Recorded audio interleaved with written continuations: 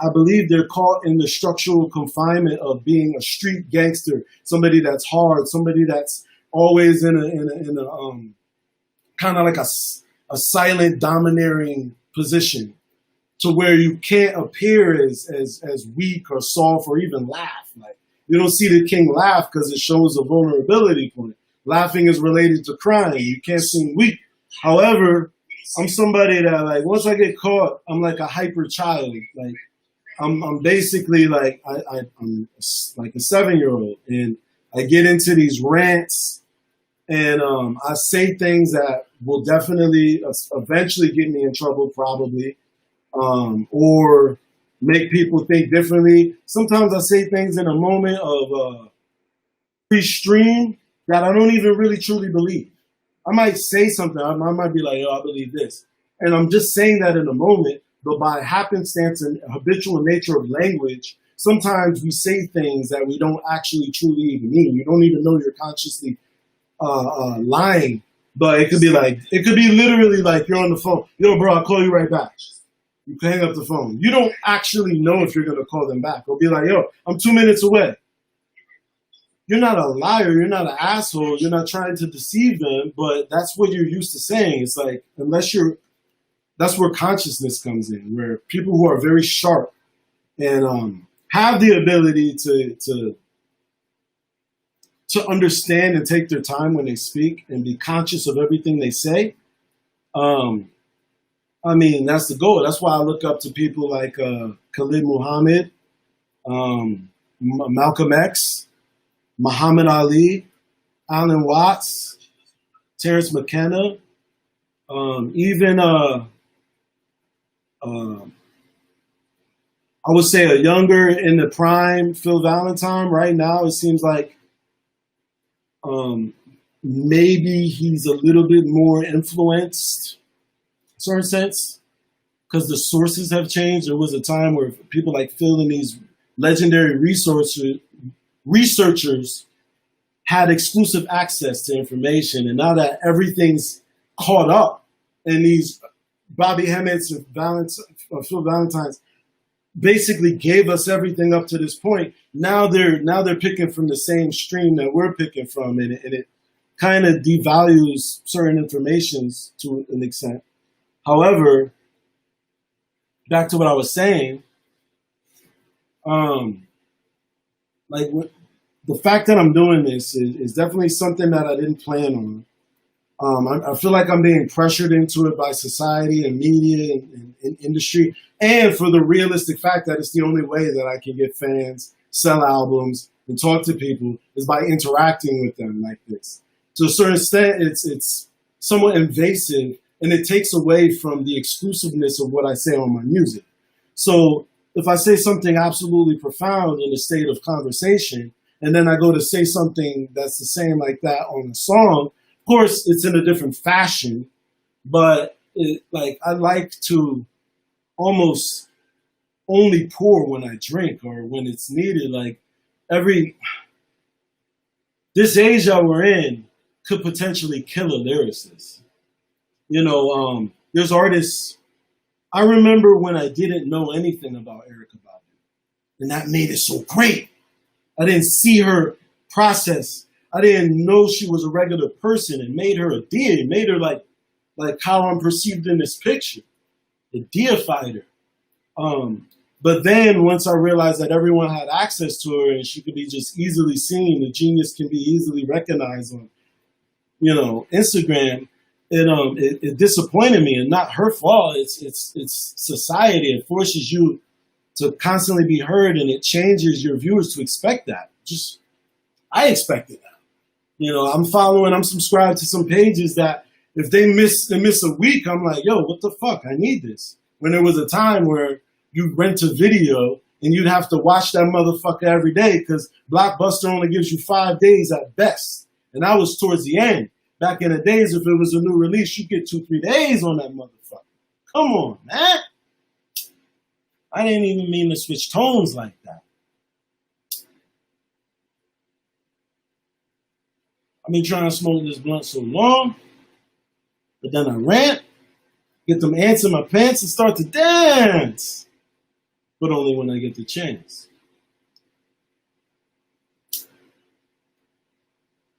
Auto parts is advanced. Let me wet my whistle. Yo, peace everybody, yo. Yo, when I got a notification for Bones of Osiris, I was speaking on Lucy when I first heard it. It was such an unforgettable experience. Peace to T-Trips Prado. He reminds me, I just dropped a song. Fuck. Bones of Osiris. Thank you, bro. Like, that means the world to me. Like, the fact that I know that people are experiencing my music on psychedelics is definitely an honor, first of all, because you're allowing me in such a vulnerable, precious, part of your mind. Like, when you're tripping and you're blasting on psychedelics, sometimes it's even hard to listen to music. Like, they'll tell you, don't listen to your music, because at that point, you're at the whim of whoever that artist is. Like, you can really be hypnotized by some shit. If you're listening to the wrong thing on psychedelics, it could really fuck your mind up, at least for that moment until it wears off, but it's still going to have an everlasting impression. So when people tell me that they choose to experience my music, or they somehow experience my music under the influence of psychedelics, it's an extreme honor. Because that's like listening to me. Imagine you ever listen to an R&B singer while you're having sex? Imagine that. You're allowing this human being to narrate the most intimate moment of your life. You're allowing this human being to be a part of your sexual act. That's insane. Like, sometimes I'll notice that, in the very few times I've ever, I'm not trying to say I have sex or anything, but yeah. And when you're in the act of making love, like, and you're listening to somebody's voice or what they're saying or what they wrote, like, what? Like, damn. And that's why I guarantee why a lot of these women catch feelings for a lot of these artists. It's like, yeah, you just had an orgasm while he was whispering in your ear. R. Kelly, Usher, Trey Songz, Chris Brown, all men of which who have, a little bit of history. You're letting these men in your bedroom. You're letting them breathe life into your upcoming children. Let's not forget that. But what I'm telling you is that when you do psychedelics and you listen to me, just rest assured it's okay. Because more than likely, if I'm not on psychedelics, I'm blasted, or it's really late, or these are thoughts that were influenced from the time I was on psychedelics. So I'm right there with you. So yes, listen to my music under the influence of all drugs. In fact, if you think you're gonna die, play my music, please. Because I'm giving you a codex that comes from death. Purely. That's a grand statement. Nobody's ever requested that from you. But I'm asking you, please. And any trip, there's certain songs you listen, especially this upcoming album. Pre-order. Pre-order the album. Thank you, Los. www.cambattamusic.com. Pre-order the album now. Not to get myself YouTube's in the description. Yeah, YouTube's in the description. In the YouTube description, if you look into it,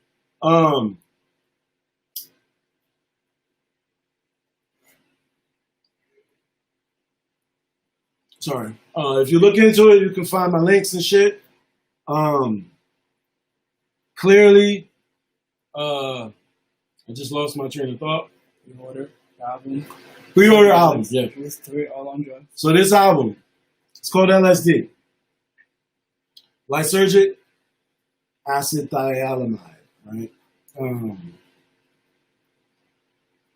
It's 16 tracks, 8 lunar, 8 solar, concept album, Lunar Solar Duality, literally, right? Similar to Cambatta in the fact that each song is fashioned with the underlying theme of night and dark, or light and dark, night and day, sun and moon, male and female, good and bad, God and devil. So some songs seem as if they're demonic or from a state of evil or overall negativity, and some seem like they come from the light, from the tongue of an angel. And that ingrained contradiction lies in every single human being. And a lot of us are too prideful to allow ourselves to be seen in our full spectrum or accept it, because religion in its I guess elementary sense, if you only understand it on the surface level, it makes it seem as if a sinner or doing bad things forever scathes you, forever marks you, forever scars you, and you're now this bad person. But we were created in perfection, with perfection as perfection. We wouldn't have the capacity to do something that we weren't meant to experience. If so, why wouldn't God have created us with a limited amount of sperm? Imagine if you only had enough sperm in you that you only get 10 nuts for your whole life. And that's the only chance you got. You get some men that'll air that clip out real quick and never have kids. You get some men that literally immediately have 10 kids. And then you'll get people that value it, and they only have sex with the intention of procreation. But that's not how God created it. He made it so you can nut from the time if you're a guy, you might get your first whack off when you're 10, 11 years old, levitating off the bed, thinking you did something wrong, trying to hide your socks. You know what I mean? If you're a girl, you might have tickled the fancy shortly after that first periodical drop, right after that first drip. That's not a popsicle that fell in your lap. You wouldn't have that ability if it wasn't possible. So think about how lucid our imagination is. You can literally masturbate and imagine having sex with whoever you want, then nut off, and then get back up and be like, all right, back to the story. That's actually a good thing, and we should value that. It shouldn't be embarrassed, because guess what? Now you got it out your system. Imagine if you could imaginary eat. Imagine if, so the function of masturbation versus sex, right? Sex is this very serious interaction that can lead into baby or disease or feelings, right? Or all of it. Masturbation allows you to do that virtually. Imagine if you could do that with food. Eating is this experience where you have to ingest something that you only have finite space for, and it affects your energy. It either gives you energy or takes your energy. And then you gotta shit. You gotta piss. That's uncomfortable. Who wants to do that? Imagine if you could satisfy yourself with a masturbation-like eating process, right? Where, maybe you imagine, think of Hook, Robin Williams, sitting at the table. You're doing it, Peter. All of a sudden, you see empty bowls. Now everybody's fucking plate is piled with whipped cream. Yes, the children were eating whipped cream. A couple of them had turkey necks, turkey bones, and turkey legs. The same size of the ones that you get from a theme park. Whatever that may be. So imagine if you can masturbate, eat, and then you feel like you're full. Technology. Let's talk about my inventions. Let's talk about the album that's about to come out. That will inevitably either prove to you that I'm absolutely insane, or it will be something that when you listen to it, if you don't like it sonically, because I'm going to be honest with you. This is no Chocolate Factory. This is no Thriller. This is no Off the Wall. This is no... You're not going to be able to get up and dance to this album. There's a couple songs you can bop to. Don't get me wrong. There's a couple songs that you could get in a nice little bag to. Couple songs you might be able to strike a yoga pose to. But I'm coming in with a very serious intention of doing something here. And it's almost back to what I was saying before what I was saying when I said it, back before I said it. It's crazy that my album comes out during these times because there's no clubs. People aren't partying. They're partying. It's coming back. But the whole aspect of having something that bumps in the club that the DJs can play kind of stepped aside for me and kept everybody in their homes. So now everybody's in a cognitive state to where they're thinking. You know, it's no better time for a Cambatta album. And I'm just so thankful that I got you guys, man. Like, yo, Microchip, Apollo the God, yo, peace. It's dropping July 21st, 2020 on time. Shouts out to Mellow Music. I got a label to help me with this, so there's no dropping the ball. It's already in the system. It's there. Like, this is my first album project. If you didn't hear me say this before, if you're a rapper right now, if you're watching, I got 41 people live in Instagram. I don't know how many people I got relate, so thank you for staying up with me. If you're on the East Coast especially. I don't know how many I got on YouTube, but if you're an artist of any kind and you're not popping right now and you're broke, I'm talking to the artists who think they might be lazy. I'm talking to the artist who has no connects, no money. Like, you're literally twiddling your fingers like, what the fuck? And then you're looking at me and like thinking maybe I'm at a level that you would want to get to up to a certain extent, right? Just know that I was at your position probably longer than you, in worse condition, like broker for sure. No sense of materialism. So a lot of rappers that I know, what holds them back and also keeps their head above the water in a social sense is that they want to look nice. They want to have nice clothes. They want to have Jordan. They want to have a car. They want to have a nice apartment and a beautiful girlfriend they can keep up with and all of these things. Like, it's very hard to do that and then sacrifice it all for music. And that's whether you're a boy or a girl, because for females doing this, it's probably even harder because the whole stigma is that you're the woman. You're the one that's supposed to be holding everything down. Like, if you're an artist like me, how is this going to fucking work? And also, like, it's just, for a female lyricist, it's tough, you know? So, basically my message is, I started rapping when I was 15. The guy who got me into rapping is literally right here. The first person I ever rapped with when I was 10 or 11 years old, that literally introduced me to rap, is a guy who actually filmed Nightmare. He takes all my pictures. He's the one who did the video for Marcus Barbie, bunch of other stuff. He introduced me to Big L, basically everybody. And I recorded for the first time on his computer on a little microphone. This guy's right here. That's the guy who's doing all my new visual work. And he knows how long I've been doing this. He knew me before I was Cambatta, when I picked up the phone and told him who I was. And I mean, spending money the whole time. Making no money. I dropped Visionary. I made, you know, just selling it to friends and family. I had a couple fans. I was on the blogs. I just was able to meet up. Shout out to DJ Nice, Joseph Feliciano, man. Thank God for that dude. He was the first person to really manage me in a sense and put me in places. And from there, shout out to Rob Dorsey. Shout out to Nino Bless. Shout out to Eddie Deuce. And then Nix. Then, I mean, everybody that I met in between that, Rich, fucking Brother Rich, Black Magic, Red Blue Pill, A.A. Rashid.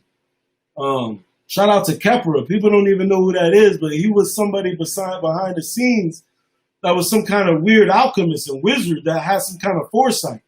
There's one person that connects me, Joyner Lucas, Vidon, A.A. Rashid, Red Pill, Blue Pill, all of this together. It was one person. This story is strictly biblical. I never was the type to knock on a door or really grind in this. Like, some rappers might feel lazy, like they're not out busting their ass. First of all, shout out to Eddie Deuce. It's definitely important to have somebody on your team that does grind, does get up every morning, that has that energy. If you're not like Dame Dash, if you're not a go-getter, you're not a crazy workhorse, which don't feel bad if you're not. Some people just don't have it in their genetic code. I don't have that in my genetic code. I was gifted with a mind that could get me out of doing everything. School, what was that? I don't even remember learning ever in my life. Like, no sense of discipline. No work ethic to an extent.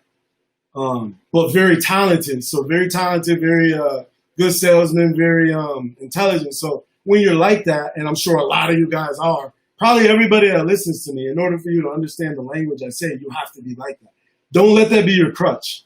Some people get used to working at the last minute because you know you can. You know you can get it done at the last minute. You know you don't got to study, so you don't ever. And then you end up being 30 years old, and now all your bad habits are nature. And you gotta basically drink a gallon of ayahuasca to reprogram your mind after that. Get it now. Now that you realize it, if me saying it to you and admitting it that I'm that kind of person too, bro, I'm anxiety and laziness and depression, poster child. Oh, what? Darkness? Oh, depression, not wanting to wake up? Lay in your bed until it hurts. Don't wake up. Afraid to look at your phone every day because you don't know what it might say. Afraid to answer every phone call because maybe you owe somebody. Maybe somebody might be upset you didn't hit them up. Then you don't answer the phone. Then it builds up more anxiety because you're like, oh shit, I got to call this person back. And now more anxiety comes in because you don't. I'm sure a lot of you guys are like that too. I'm like that. This is a miracle I'm talking to you guys. When you see people that have some sort of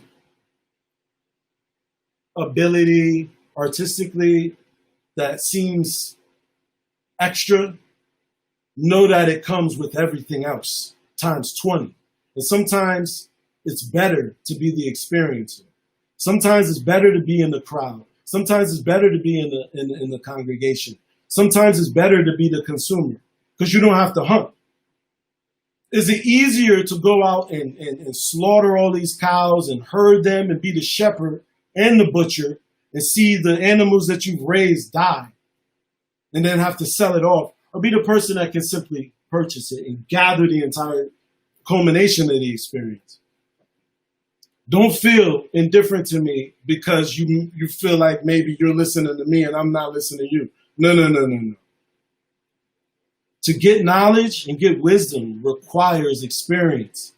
Good knowledge and good wisdom, especially in 2020, to say something or experience something that hasn't been told to you already is near impossible at this point.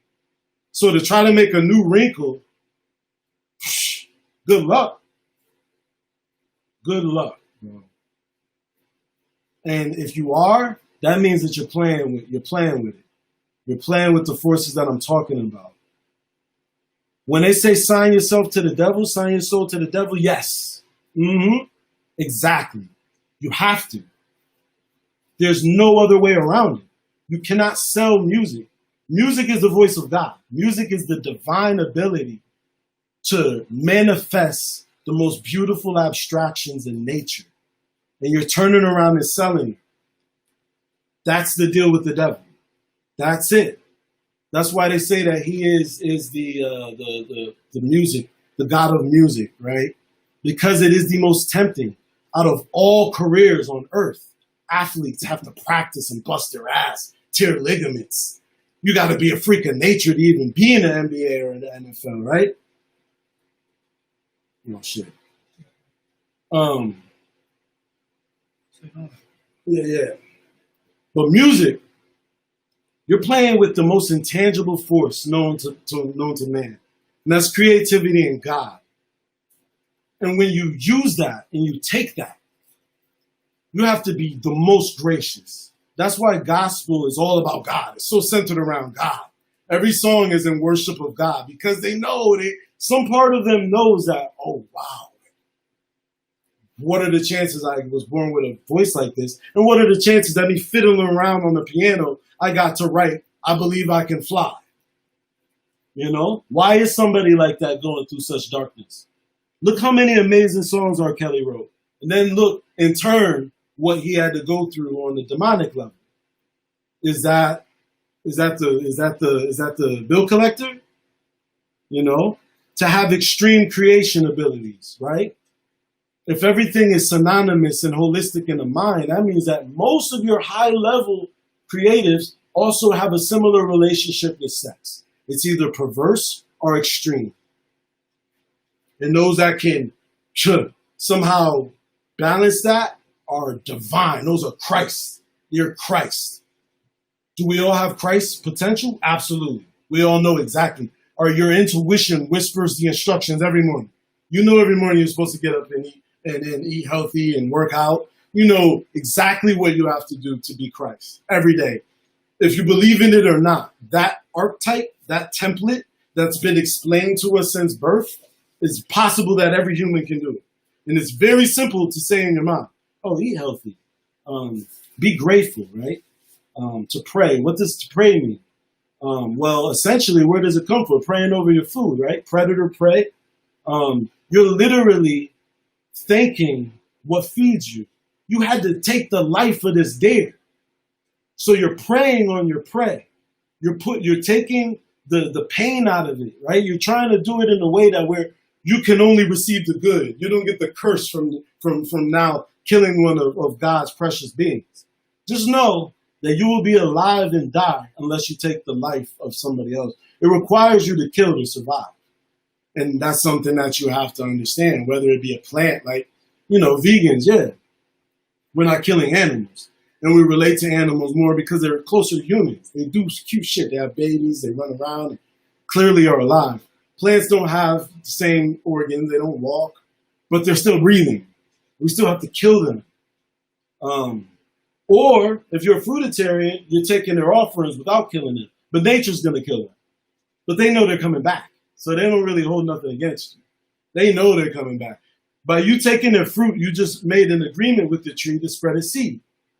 So that, in a sense, is a deal with the devil, but it is because the evil tends to be you taking too much fruit from the tree, right? Take what you need, spread the seed and go on.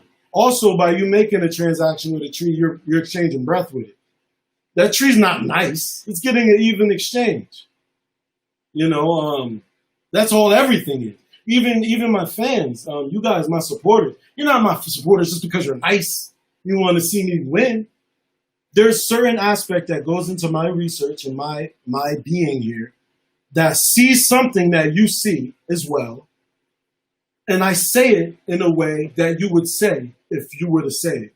So when you're listening to me, I am you with my voice going through your ears at that moment. And that's why I'm so thankful. It's like, yes, like I know what I'm giving you. I'm giving you my pain. I'm giving you my glory. I'm giving you my experience. And I'm also promising you that I'm trying to give it to you in its most authentic, pure way. You can trust that. Oh, are these artists really that artistic and real? Like, are they really doing this? Or is it just propaganda? You'll get these woke artists. Shout out to Absol, right? He was one of the first artists that really brought everybody into the third mind aspect, the pineal gland, DMT. Somebody like me that takes things really to the next level of that, listens to it and say, this is nothing against him. Like, I'm sure we're going to work. We know. But we know that he's either purposely limiting himself, or there is something keeping him from telling the whole truth. And sometimes you have to. He's on another level. He's talking to different demigods. He's around different people. We don't know the forces. We don't know the forces at hand that's keeping these people from speaking the same prophecy that they spoke when they first came out. Same thing with the J Electronica. I know you heard the project. First time I heard J Electronica, there was a part of me that was happy and excited and beyond motivated. Ran back Exhibit C a million times. Went and downloaded every piece of his music. I also felt an aspect of competitive, like, this man is basically where I'm trying to be. This is in Visionary 2.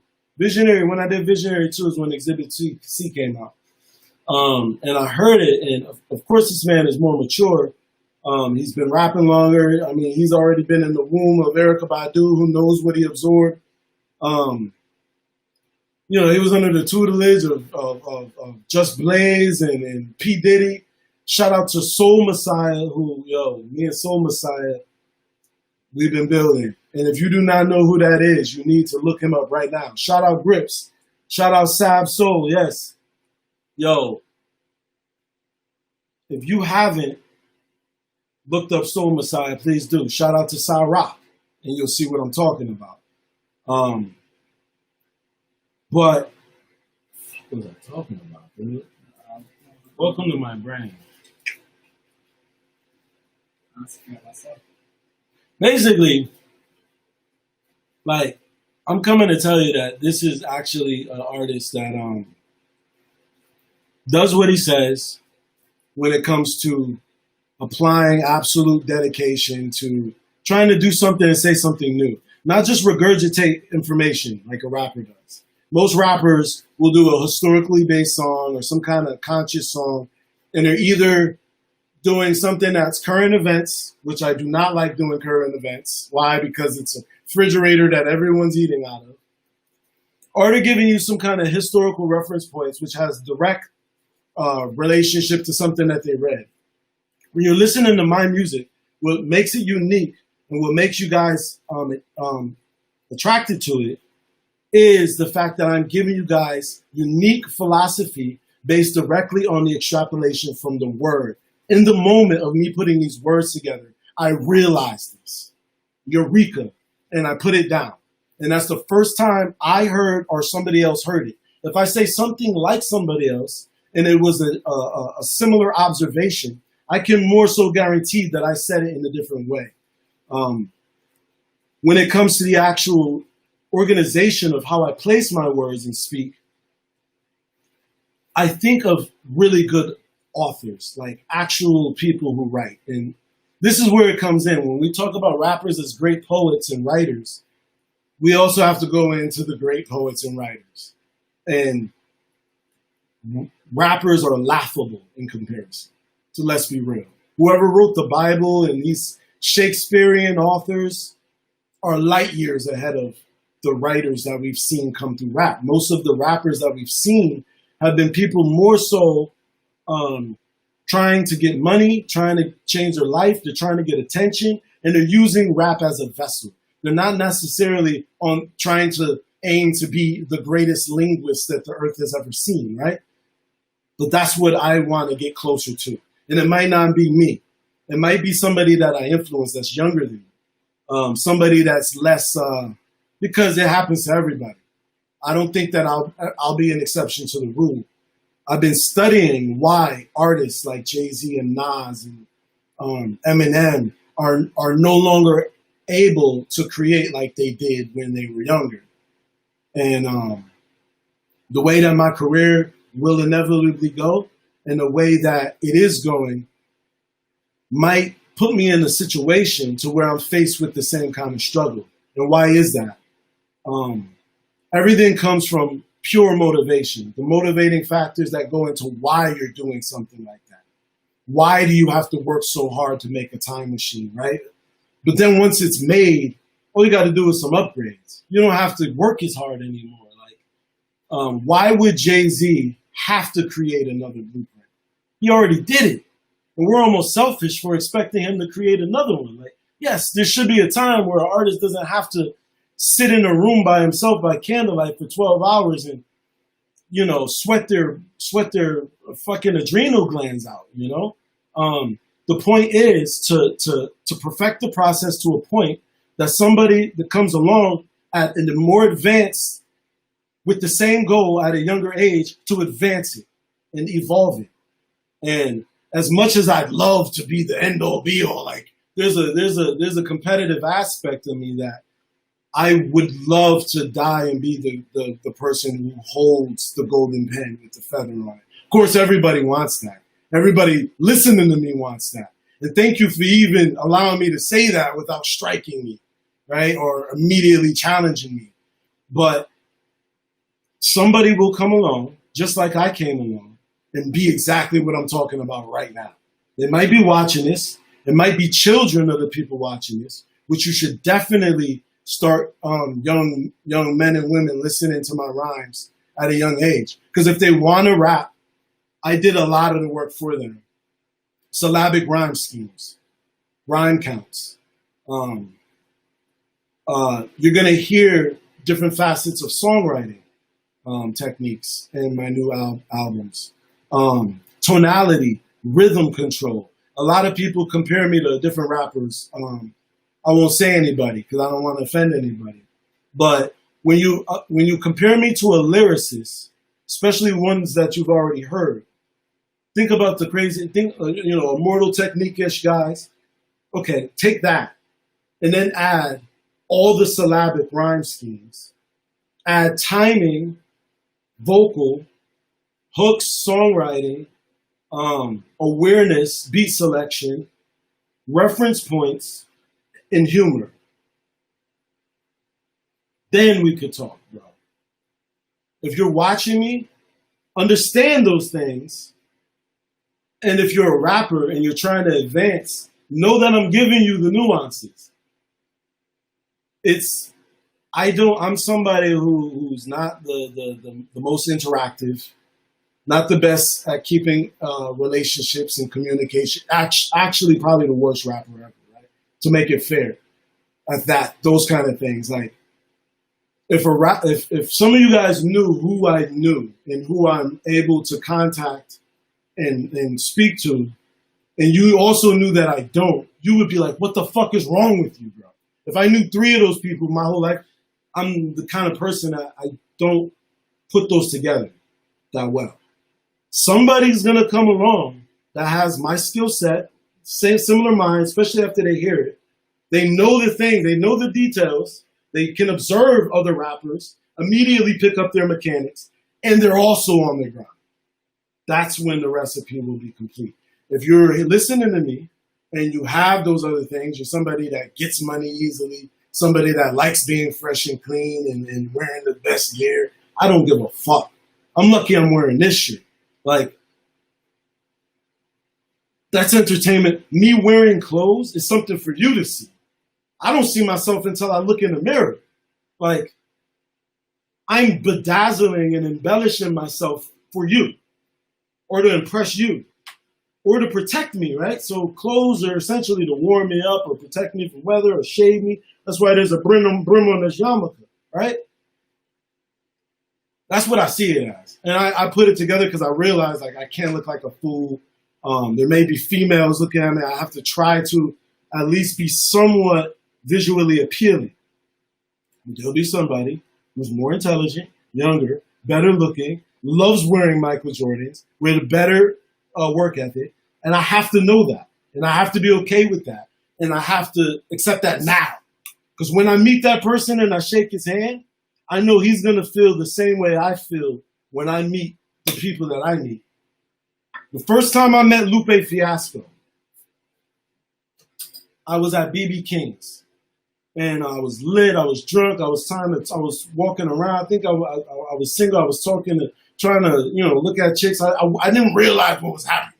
My favorite rapper in the world is on the stage right now. And I'm in the middle of being drunk.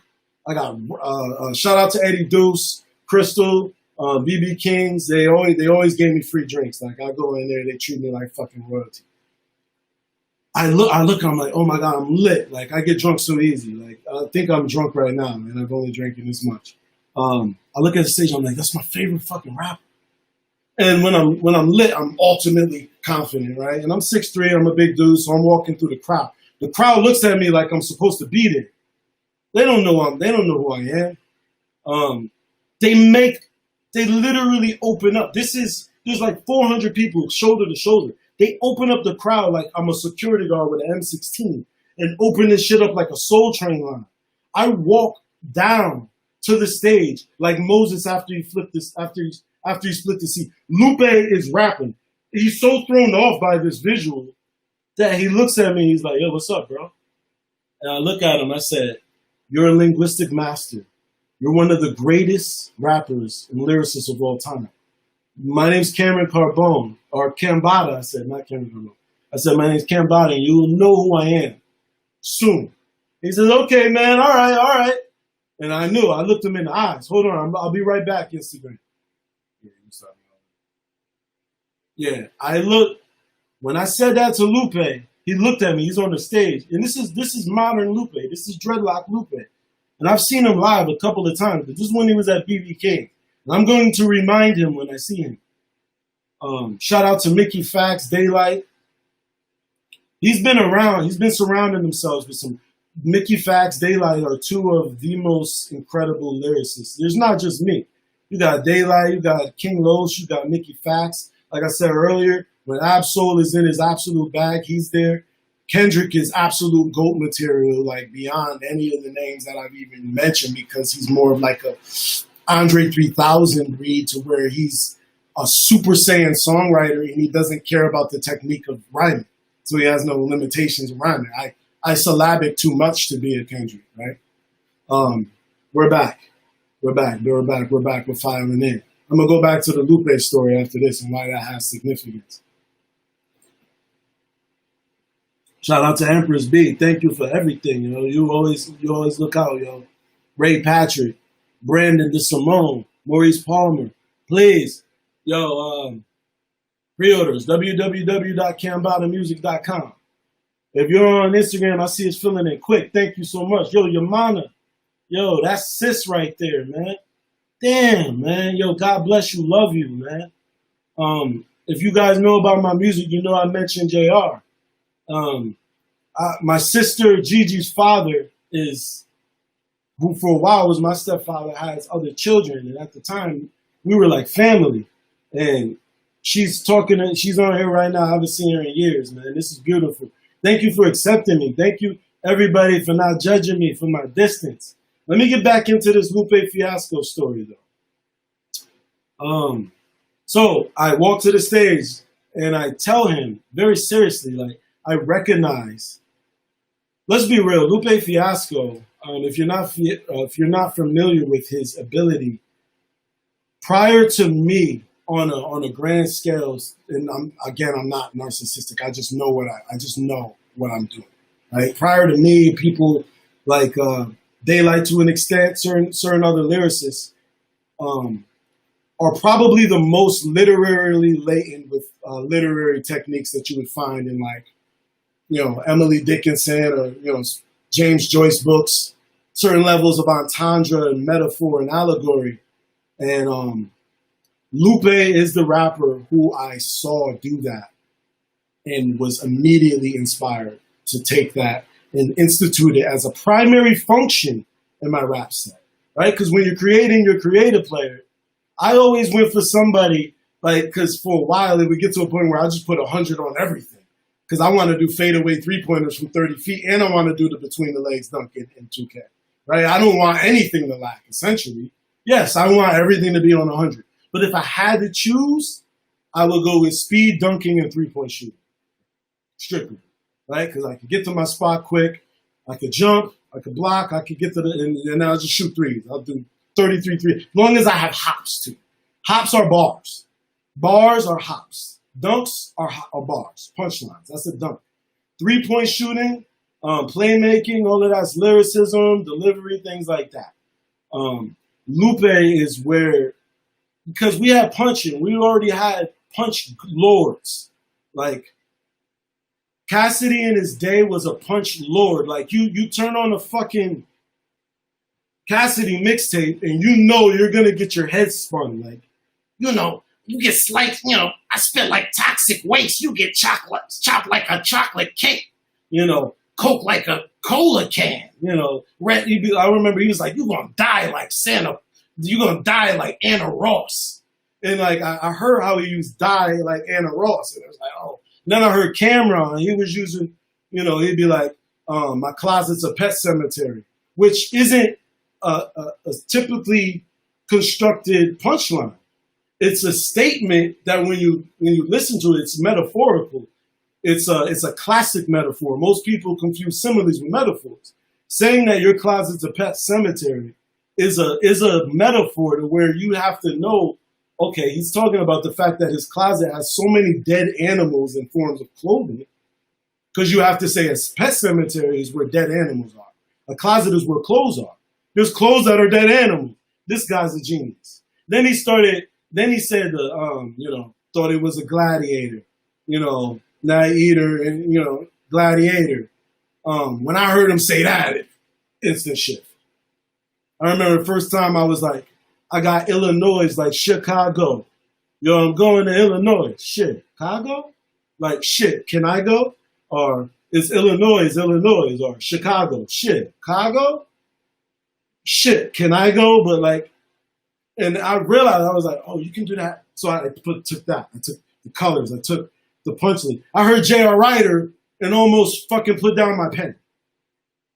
Like, I thought, when I heard Joel Santana, he has this song, trying to figure out why I do crimes I do with a mind's IQ of an Einstein too. Tell them cha-cha and ba fondue. You think I'm crazy? Well, I do too. Leave me alone, please.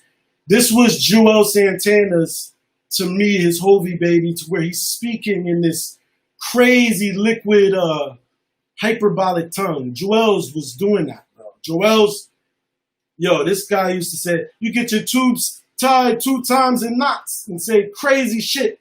He'd be like, the squeeze, let and blam at your knees, legs, and ham. All he saw was green eggs and ham. So when I heard it, and he was like, shake it well, bake it well. You're now looking at the secret to the Matrix 12.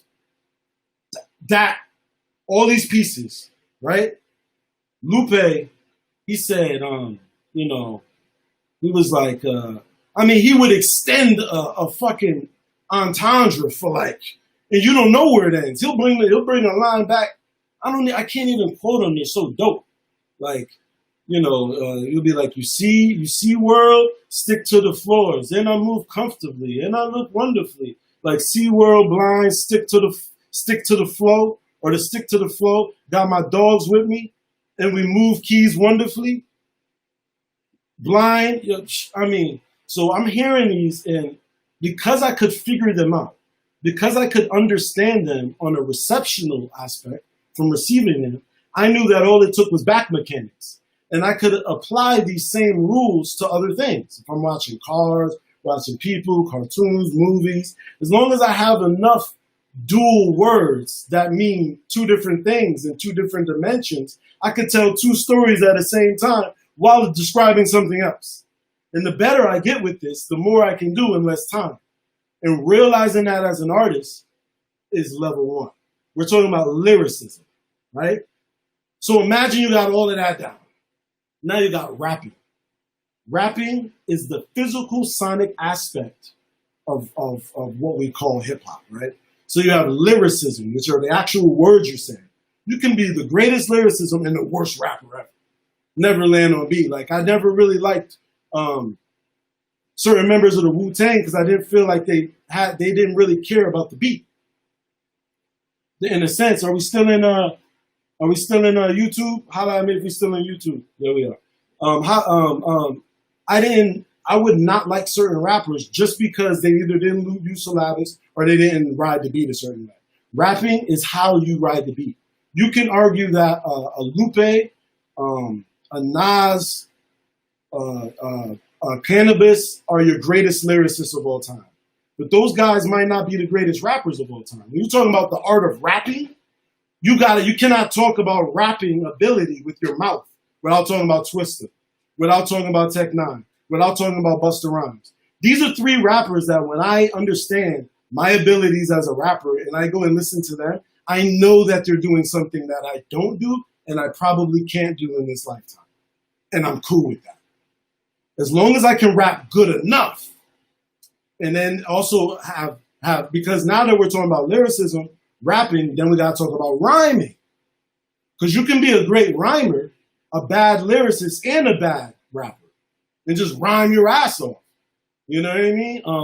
But when you're a great rhymer, like an Eminem, who I believe, as far as before the inception of Cambatta, before I came to the game, he's the greatest syllabic rhymer I've ever heard. Just effortless in and out syllabics.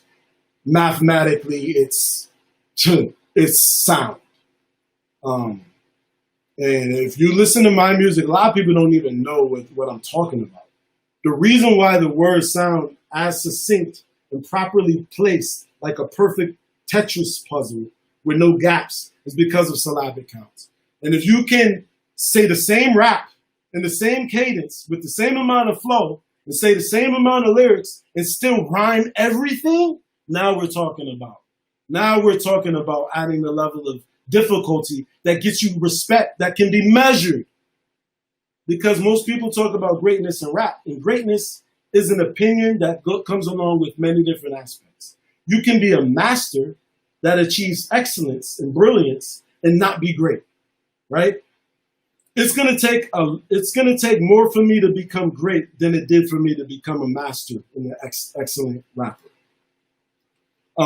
Mastery is something that happened to me as a function of habitual addict nature.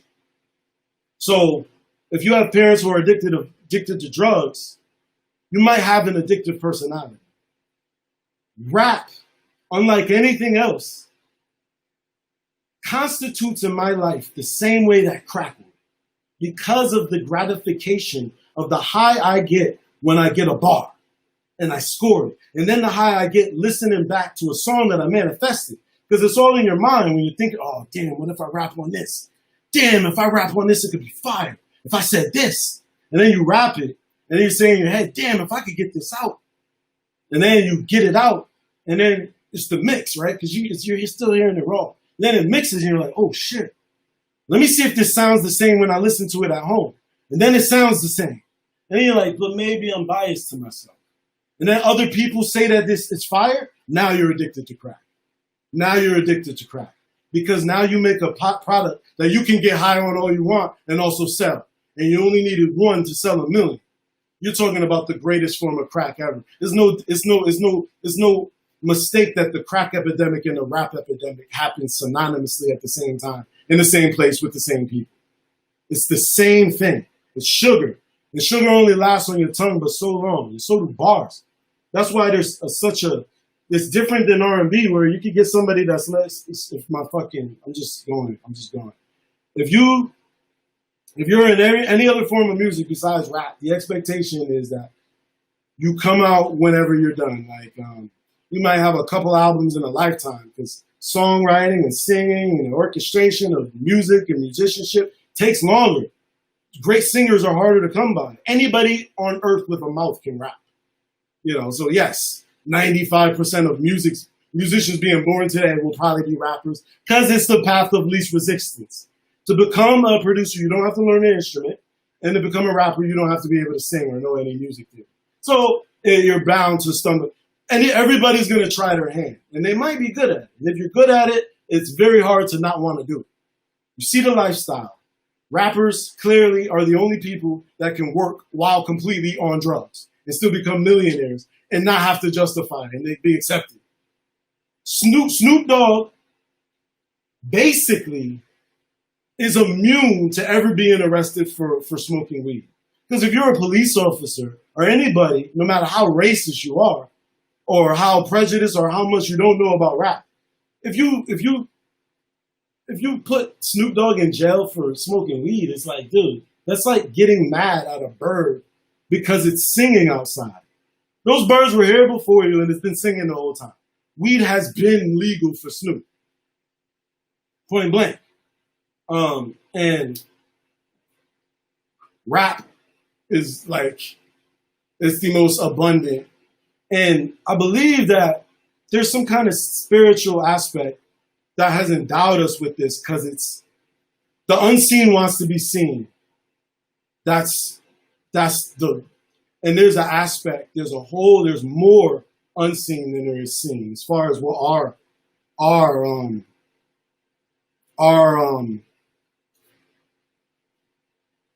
our senses can formulate. We got 3 dimensions here. We're the most capable linguistically on the planet. But everybody has a song. Every species on this planet has a song. I guarantee you, rocks make sounds. If you recorded a rock over its entire lifetime in a silent room, and then sped it up, like let's say you took a rock and recorded it for 100 years, and then somehow condensed all of that sound into like a 30-second clip, I guarantee you it makes a sound of some sort.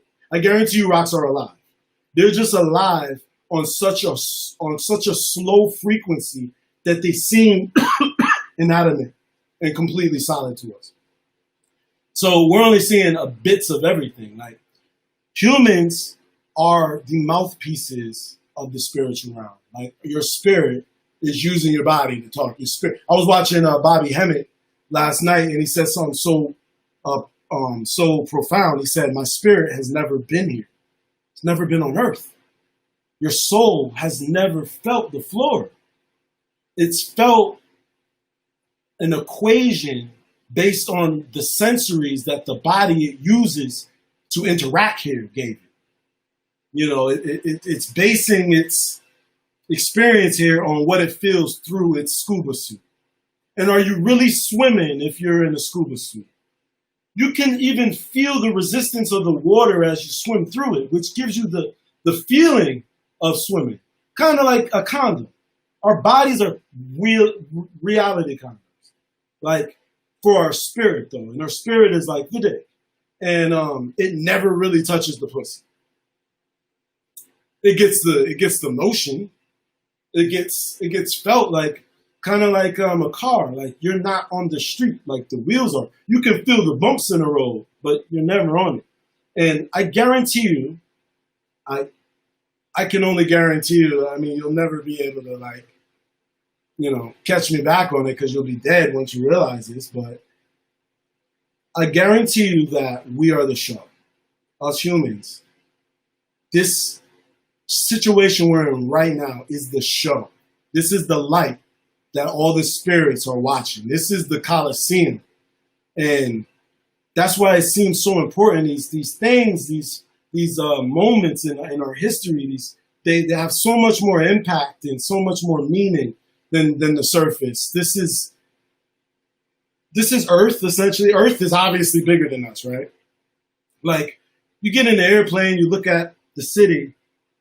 Doesn't take long for humans to look like ants. Doesn't take long for buildings to look like dots.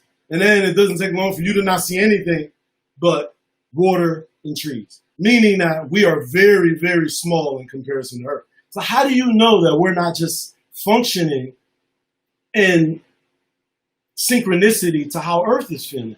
And everything that we complicate personally in our mind as racism and warfare and, you know, feminism and homosexuality is us filtering what Earth is literally going through us as the most sensitive antennas the world has ever seen, right?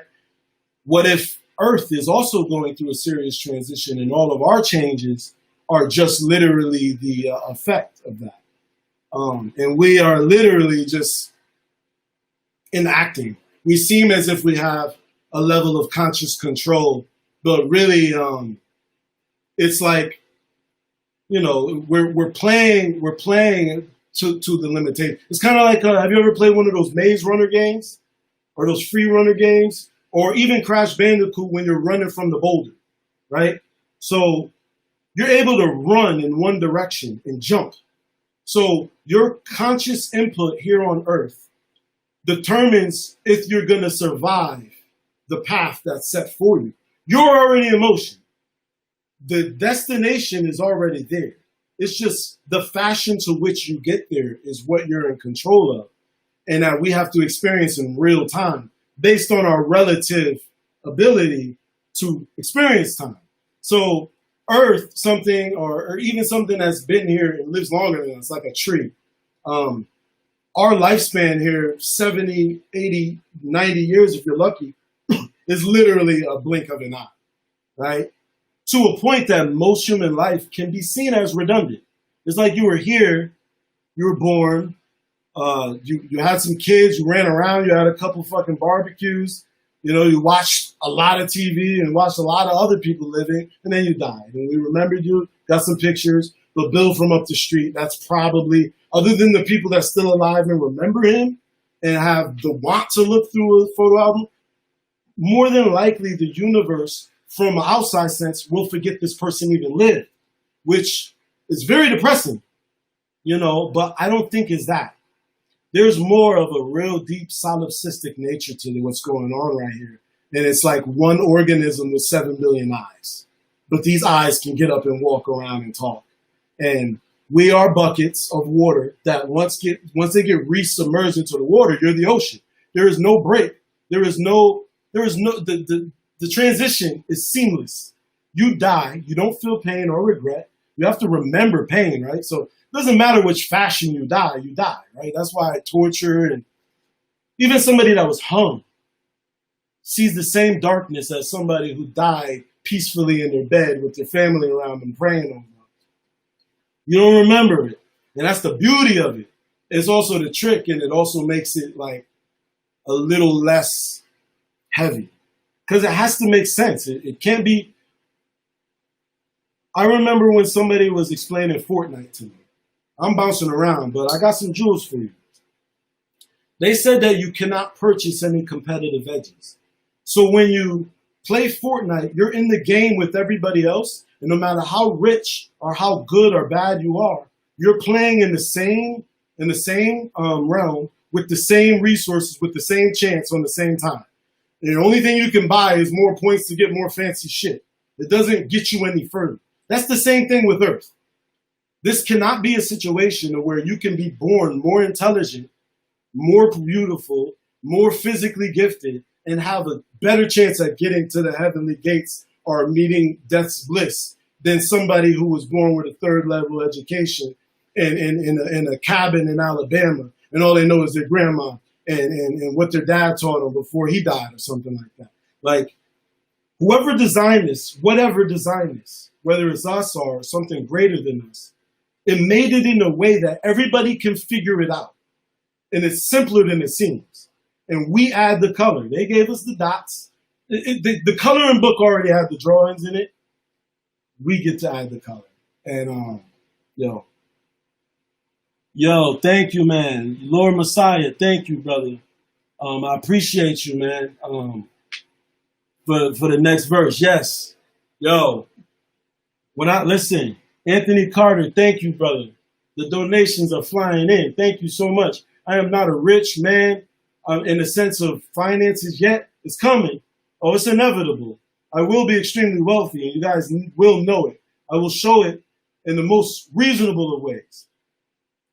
But right now, I did get a record deal. I do have you guys as fans. You guys are supporting me, but I still know people with 9-to-5s that make more money than me.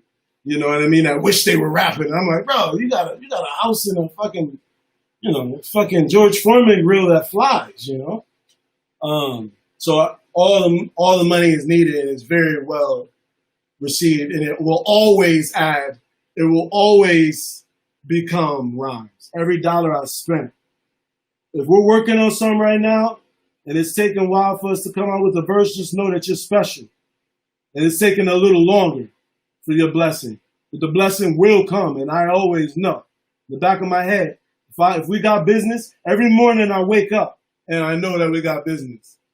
And I know that I'm trying to spread this as much as possible. I don't differentiate between artists based on finances. I don't give a fuck. I don't care. If you're fired and you're passionate, let's work. If I can get to you, I can. If I don't get to comment to you or I don't get to message you, I will eventually. If you send me, here's a serious one, right? If you send me a message and it's so seen in the message and I didn't respond to it, it's not because the message wasn't received or I didn't see it, or it was, because I also have my team that helped me with my social networking. Like, a lot of my posts, I don't get to post. I have anxiety when it comes to social networking a lot of times. So, and a lot of times my team might look at something and remind me and say, look, this person is hitting you up. Sometimes what you guys say to me is so real. Like, I've had some messages of people that were facing suicide, and they have friends that, were going through drugs, and they got off drugs, and listening to my music helped them. And these things put me in a state of, like, just such real, humble humility that sometimes I'm paralyzed. I don't know what to say. Like, do I thank you? I'm a lot of times I'm just so overwhelmed and astonished with some of the feedback that you guys give me. Even putting out music, like, you expect to see hate in the comments eventually, right? But it just seems like I'm blessed to have people that listen to me that understand. I guess that's the benefit of being so polarizing and pigeonholing yourself in a situation where your viewers and listeners have to have a level of understanding of linguistics and metaphysics to even ingest me. So the people listening to me will either agree with me, understand me, not agree with me, and still accept it, or they won't at all. And that's kind of the filtration system you need. You can't have a Brita filter that still lets through the lead and the fluoride. If you read the box and it's only getting rid of chlorine and dirt, you need a new filter because the pesticides are still gonna slither. Excuse me if I lose my train of thought. Doesn't mean that I have a weak mind. It just means that I didn't tie my laces and I tripped a bit.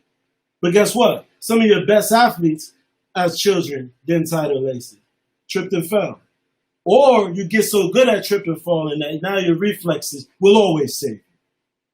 That's the situation I'm in. Let me carry your groceries from the trunk.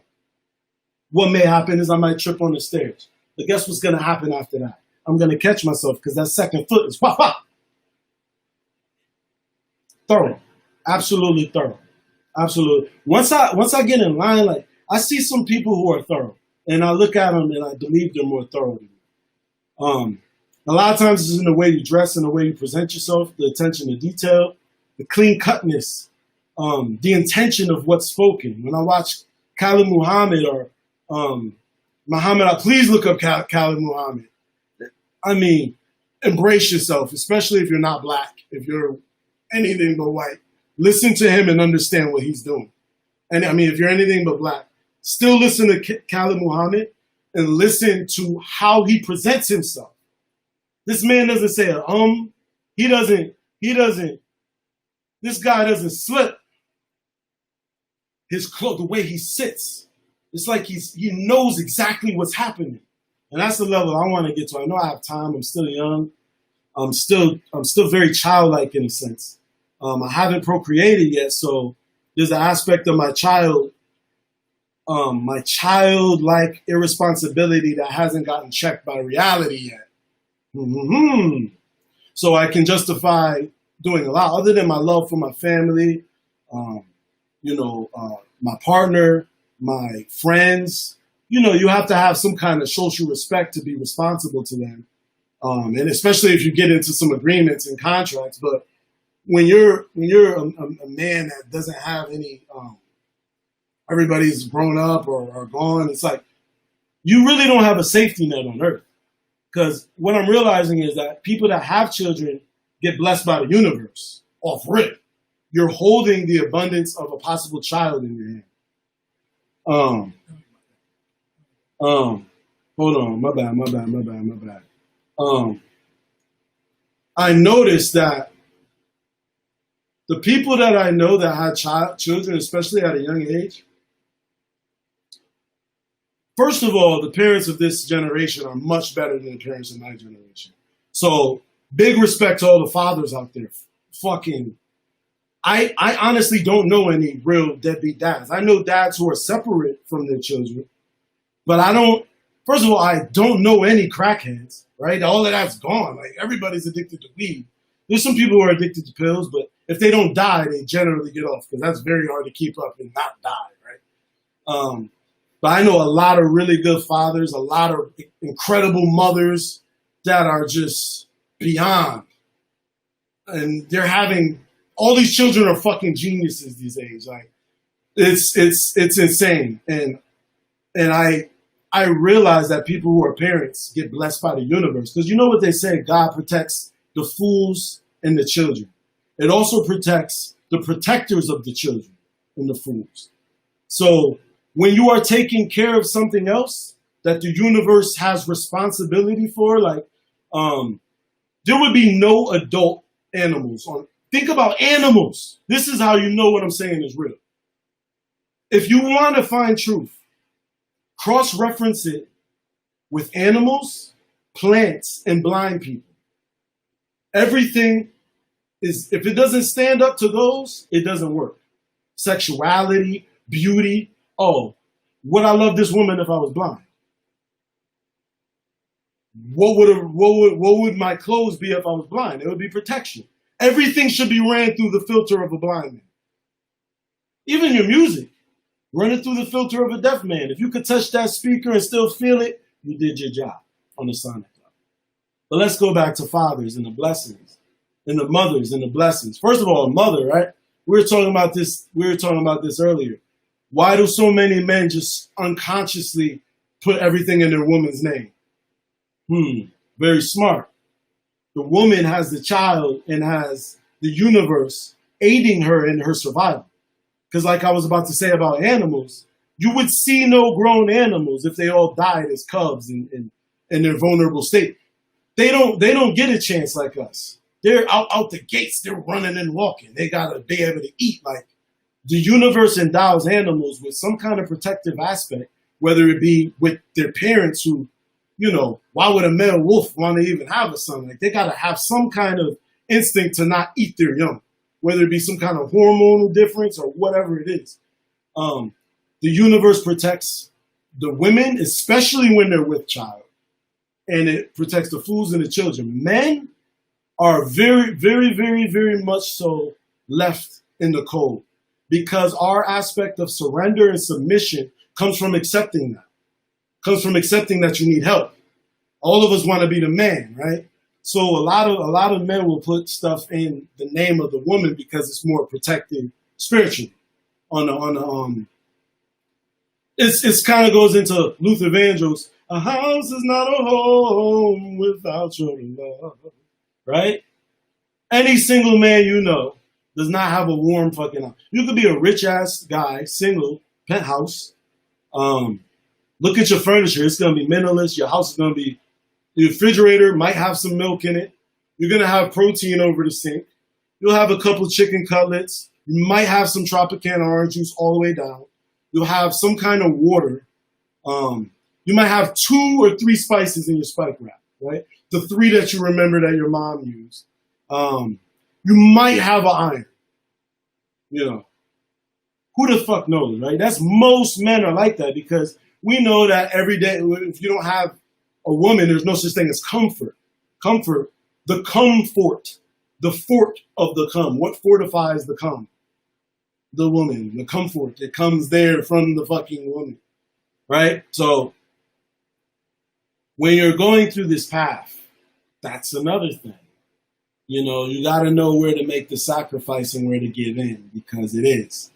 There's an aspect of male and female that's different. When a woman is going for an ambitious endeavor that's beyond what's been set up and kind of predisposed for women, it's always a situation where they have to deal with finding a man that can deal with an independently strong woman that is not going to baby you and take care of you like you're used to. Somebody that is also strapping her boots up with you. And a lot of guys who are strapping their boots up don't want that. You want a woman that can help you put those boots on.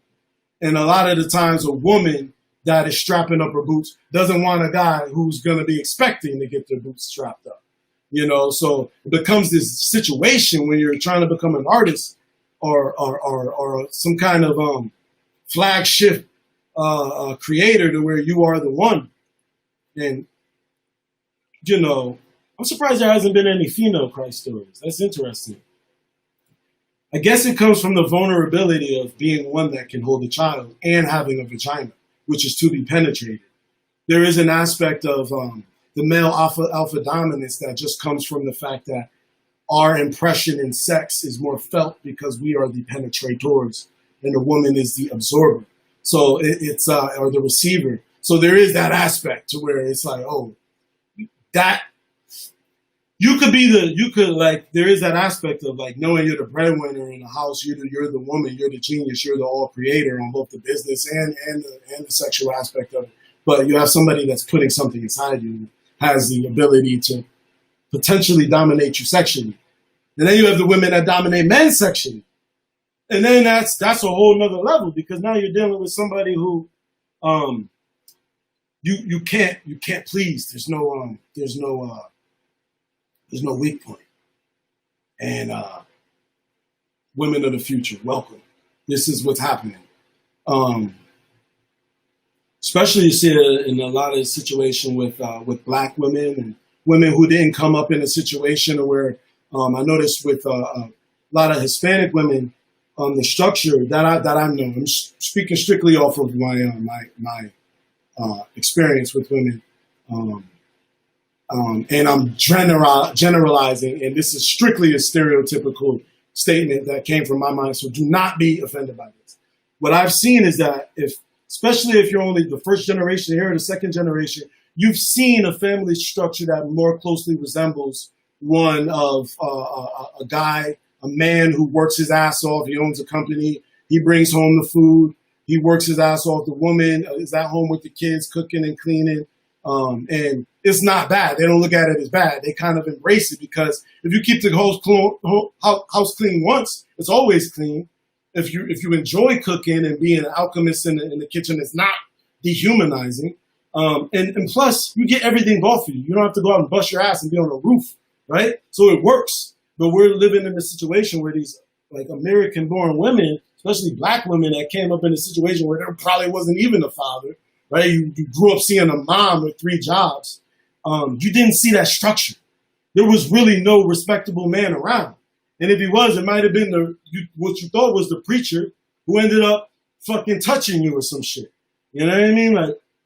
Like yeah, like that's what this shit is dealing with. So now we're in a situation where, you know, we got this uphill battle. It's frustrating as fuck. Obviously, the situation we're in now is a product of that, the at-home family. Because there's times where I forget what's going on. When I'm happy, when I'm with the people I love and I'm happy, and you're in the backyard and you're drinking, you're smoking, and you're with your family, you're not thinking about riots and race and I'm Black and I got melanin and power. Let me get my Egypt. Come on, like maintaining that is the point here. Who wants to be doing this shit? Who wants to be? This is what I tell all Black people. What would you do if the earth was all Black? What would you do if the earth was all Black? And do that now.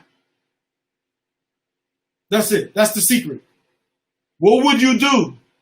And then do that now. That's exactly what I'm doing. It's not that I don't see power in my people. You can see it behind me. You can see it on my head. Of course, I'm obviously some kind of wild mountain pot. So I've been around some Black men that made me feel like, nigga, if I'm around your genetics, my shits are gonna get drowned out. I might leave this room darker. You know what I mean? Like it feels like that. Like I grew up in elementary school. There was always a fucking diesel-ass dark-skinned kid that had a 50-inch vertical and could do a fucking triple backflip off the fence and beat everybody up. And he has the fucking testosterone of a fucking bull, and he's only 7 years old, and his name is Tyshawn or Tyron or some shit. We all knew that kid, and being a light-skinned kid, I had to deal with that too. It's like I know how motherfuckers feel, and if the earth was completely Black, it would be that. It would be the light-skinned people versus the dark-skinned people. And light-skinned people would have to really rely on cognitive, creative, seductive, psychological ways to get over on motherfuckers that could jump over a fence in one stride. How are you going to beat that? And then on top of that, they're intelligent and they can all sing, they can all dance, they can all fucking rap, they all have swag, they're all good looking, they all have sexual prowess, you know, booties, dick, titties, lips, fucking, you know, 45 years old, less wrinkles than me. Like my shit, if I don't shave, you can see through my face. Right now, I just shaved. You can still see shit. If I was darker, my shit would look like a baby, bro. I know that. I'm thankful that I got some of that shit though, right? Because, all right, we're using English. Let's be real. Let's be real. We're speaking English. Where does English come from? England, right? So, and a lot of people like to call this a bastardized less language. And I used to even kind of go along with that narrative because we know that the original languages were more holistic. They had the aspect of tonality, sound, pitch, mannerisms. They had more natural involvement. However, modern English and linguistics are the most appropriate language for now and to write the language of the future. All computer codex is written in English, with English characters. Understand what I'm telling you. This language, etymologically, versus every other language that even derived from Greek or Latin or Phoenician, as far back as you want to go, Sumerian, Medu Neter, whatever you want to go. This language that has evolved up to this point is the only one that on a certain level can have so many multiple meanings. That's why they call it such a deceptive language. That's why this language, which is called the white man's English language, is considered a bastardized because it has so many fathers, right? So that's not even negative. It's a culmination. It's also why a lot of people fear and hate this language. The fact that even as a rapper, I can use analogy, metaphor, double entendre, triple meanings, give you puns. All of this would not be possible without the English language. English language can be updated in real time. You can create what's called portmanteau in real time and not even be questioned about it. I could say bottle lighter and just take this to it, and all of a sudden I can define a bottle lighter. Like, I don't have to conjugate anything. I don't have to change anything, add any pretense or any grammatical changes. I can add a dash. I can make up rules as I'm going. It's also the language, like, if you look at the moon, right? The moon also in Spanish is luna, L-U-N-A. Backwards, luna is anal. But to moon somebody is to show them your butt. So if I moon you, I show you my butt, right? Which is also round, right? And sometimes pale. And it's something that you would do only at night when you're drunk, right? Why is it that it's also anal when you take the Spanish word for moon backwards? How? How is that possible? What other language can do that? The Son of God, right? The Son, S-O-N. And then the Son. It's the Son and the Son. It's the Christ. It's the light and it's the person. What else does that? Water, right? Water is spelled waiter. Why is it water, though? What is the water? First of all, this is the only element that can reach basically 4 different states, 3 different states, depending on what kind of science you're using. It's like the most abundant resource here, and it's also, and it's ever present at all moments in its full entirety, meaning that the earth doesn't get more or lose any water ever, meaning that every drop of water is the same drop of water that was here when Earth, like, it doesn't rain from space. Maybe it does. Maybe they're lying to us. But as far as what I know, we have an evaporation system that is a self-recycling system that uses what it has and then recycles that and gives us the illusion of new rain, new water. But it's the same water that if there were dinosaurs, right? If there were dinosaurs that were shown, like the Tyrant, we know there were big animals and shit, right? But those motherfuckers were shitting and pissing in the same water we use, and even in this. It's the same water. Your enemy shits in the same water you drink. Deal with that. That's why it's water. It's the resource on Earth. Like, there's an aspect of the fact that all the animals, whether they're enemies or not, have to go down to the fresh stream to drink water. They have to look at each other like this. Why wouldn't they all just kill each other at the watering hole? Why wouldn't the fucking wolf just wait there? It's similar. I remember going to Louisiana and they sell alcohol at the gas station. Why wouldn't a team of police officers just park there and catch every single person riding? Right? It's a rat trap. Anybody that came to the club, and the fact this is a parking lot next to the club, means they expect somebody to drive there. And there's liquor there. It's a trap. Come on. I'm going insane. I'm going on rants. I'll probably regret this later. I might even almost erase this later. Why? Because it's more like I'm talking to myself. I don't have to feel the observable awkwardness of you guys giving me weird faces and shit when I make weird faces or when I do things. Again, self-consciousness, I play. You guys feel the same way. You guys just aren't insane enough to say it at all times. I'm here with you. I see all of y'all. Please don't stop. Yo, Athena, what's good? Yes, record. I remember you was making beats. Send me some. I'll rap to it. Let's go. Let's do this. Congrats on the new baby, the new child. Yo, you want to send me beats? What is it? Beats for Bada? Beats for Bada. Yo, Nix, if you're watching, could you text it? Or Los, actually, you can. We're gonna put it in there. Losu put it in there. Where to send me beats? Hit me up for collabs. I have a price sheet for my collabs.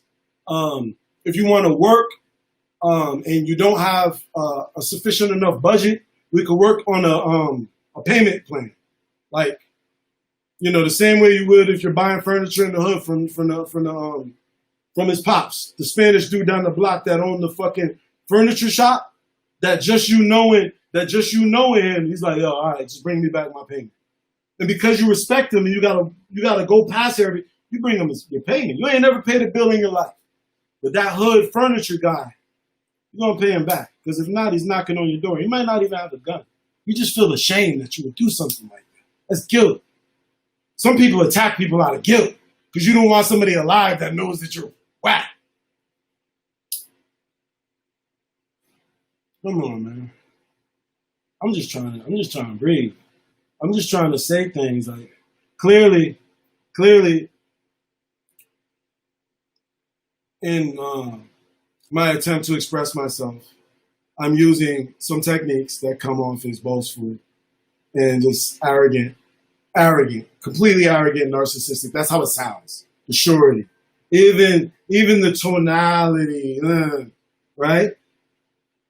But know that after this, I'm going to turn this off. I'm going to take this hat off and reveal this muffin that I have. Right? Afro, bro. Come on, bro. Yes, that was an afro. Yes, I look like Clyde Frazier. I can't help it, bro. I don't grow up with full beard. Mutton chops at best. Mutton chops are not in style right now. I have the face that would have done well for me with females in the 70s, right? Because back then, like, if you were a light-skinned dude, it was, like, definitely more valuable.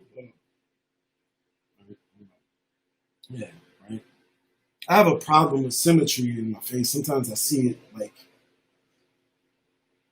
I feel like with the way that my hair grows naturally and my lack of care for it, with the mutton chops and the afro, I would have been more like probably sexually appealing in the 70s.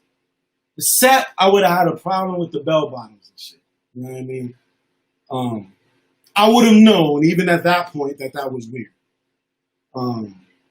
Same thing with now. Like even wearing a hat, I have an issue with hats. I think they're weird. They look like they remind me of here goes my handle, here goes my spout. For some reason, I think of little teapots when I think of hats. They're like teapots for your head. It's like, imagine like Huckleberry Finn. His hat is also the pot that he cooks his food in. I feel like this is a weird thing that us men use.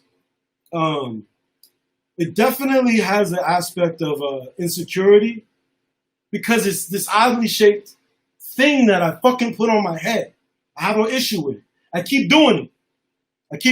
I'm definitely like, see, I keep doing it with these hats. The brim doesn't really shade me. Have you noticed that? What is this supposed to shade? Because even if we're talking about the sun, which is usually above you, right? It's coming at you as an angle, right? It's not coming directly down like this. So the most it can cover is like your eyes, like. And then, so what, are you gonna have a half tan face? Like, oh, okay. Maybe if you're reading a map, but then the brim would have to be longer and wider. Why isn't the brim, like, okay, yes, cowboy hats, but those are curled up. They're not even using them for it's style. It's clearly us trying to show off. And that's the issue that I have sometimes. Women, I understand. If you're a model, you're somebody who's a model, cool. But like me, like, if you're a woman that's attracted to me, it's not because you like my gear. Straight up. Like, I don't give a fuck about that. Like, I try my best to. And I respect anybody that does. But you guys are going to see what I'm going to do with my look soon. Me and Los been working on it. I found a happy medium. Just, I found a happy medium. You know who had the best gear that we never really honored? Michael Jackson. Look up his gear on Google. I'm talking about this motherfucker dressed like a golden cyborg soldier. Golden fucking shoulder pads. Fucking just shields. Multiple belts. If you know Tommy Wiseau from The Room, he used to wear a double belt set. Michael Jackson has so many buckles. Can you imagine if you just unbuckled all of Michael Jackson's buckles? What would happen to those clothes? Would they fall into 1,000 fragments? Because how many zippers, buttons, and buckles does your clothes need and come with? Also, is that all metal? Because now we're getting into a whole other aspect. Maybe Michael Jackson's buckle should have been copper. Now we're talking. You know what I mean? No, I mean, in reality, we're a spaceport. They're very rare. But in the greater scheme of things, everything we say and do is pointless because we created. Humans didn't discover language. No. You're right. Language created us. Everything we do is an aspect of language. The other night, I did a little shrooms, and as I'm laying there, I'm going through my body, right? I'm checking my arms, looking at my hands, feel my head, my legs, and I realize that I'm this finite hand. In the same way that my body has these 5 outward extremities that, if I'm a star, right, I have my head, I have my arms, and I have my 2 legs. And if you don't count my penis, it's kind of like a little corona spike, not little, but in comparison to my legs, unfortunately, it wouldn't be in the factory. But I guess, yeah, maybe I'm a 6-pointer star. Let's take that. If we add in my penis. 6-pointer star, right? With my legs like this, no homo. We're talking about Da Vinci, Vitruvian man here. Then that would mean that my body is like a hand. And everything I do is an aspect of language. Every expression we make, whether it be sexual, because of food, hunger, it's all in an effort to, one, validate one's existence. So part of me even saying this to you is hopes that when I'm saying this, you guys agree, so I know I'm not crazy, and also know that I'm close to figuring myself out, right? I'm using you guys as mirrors or rubber walls for my game of fucking bocce. Why did this fucking pause? I think somebody's calling.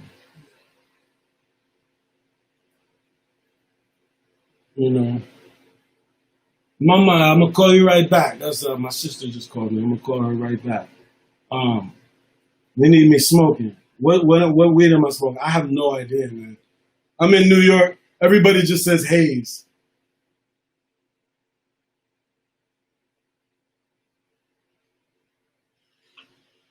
Yo, mama.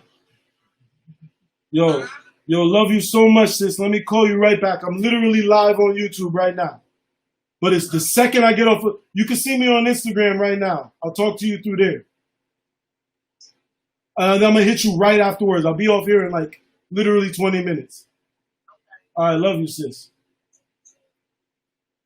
That's my 17-year-old sister.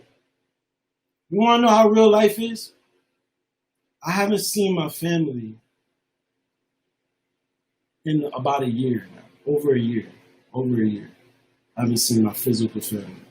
And my family is small.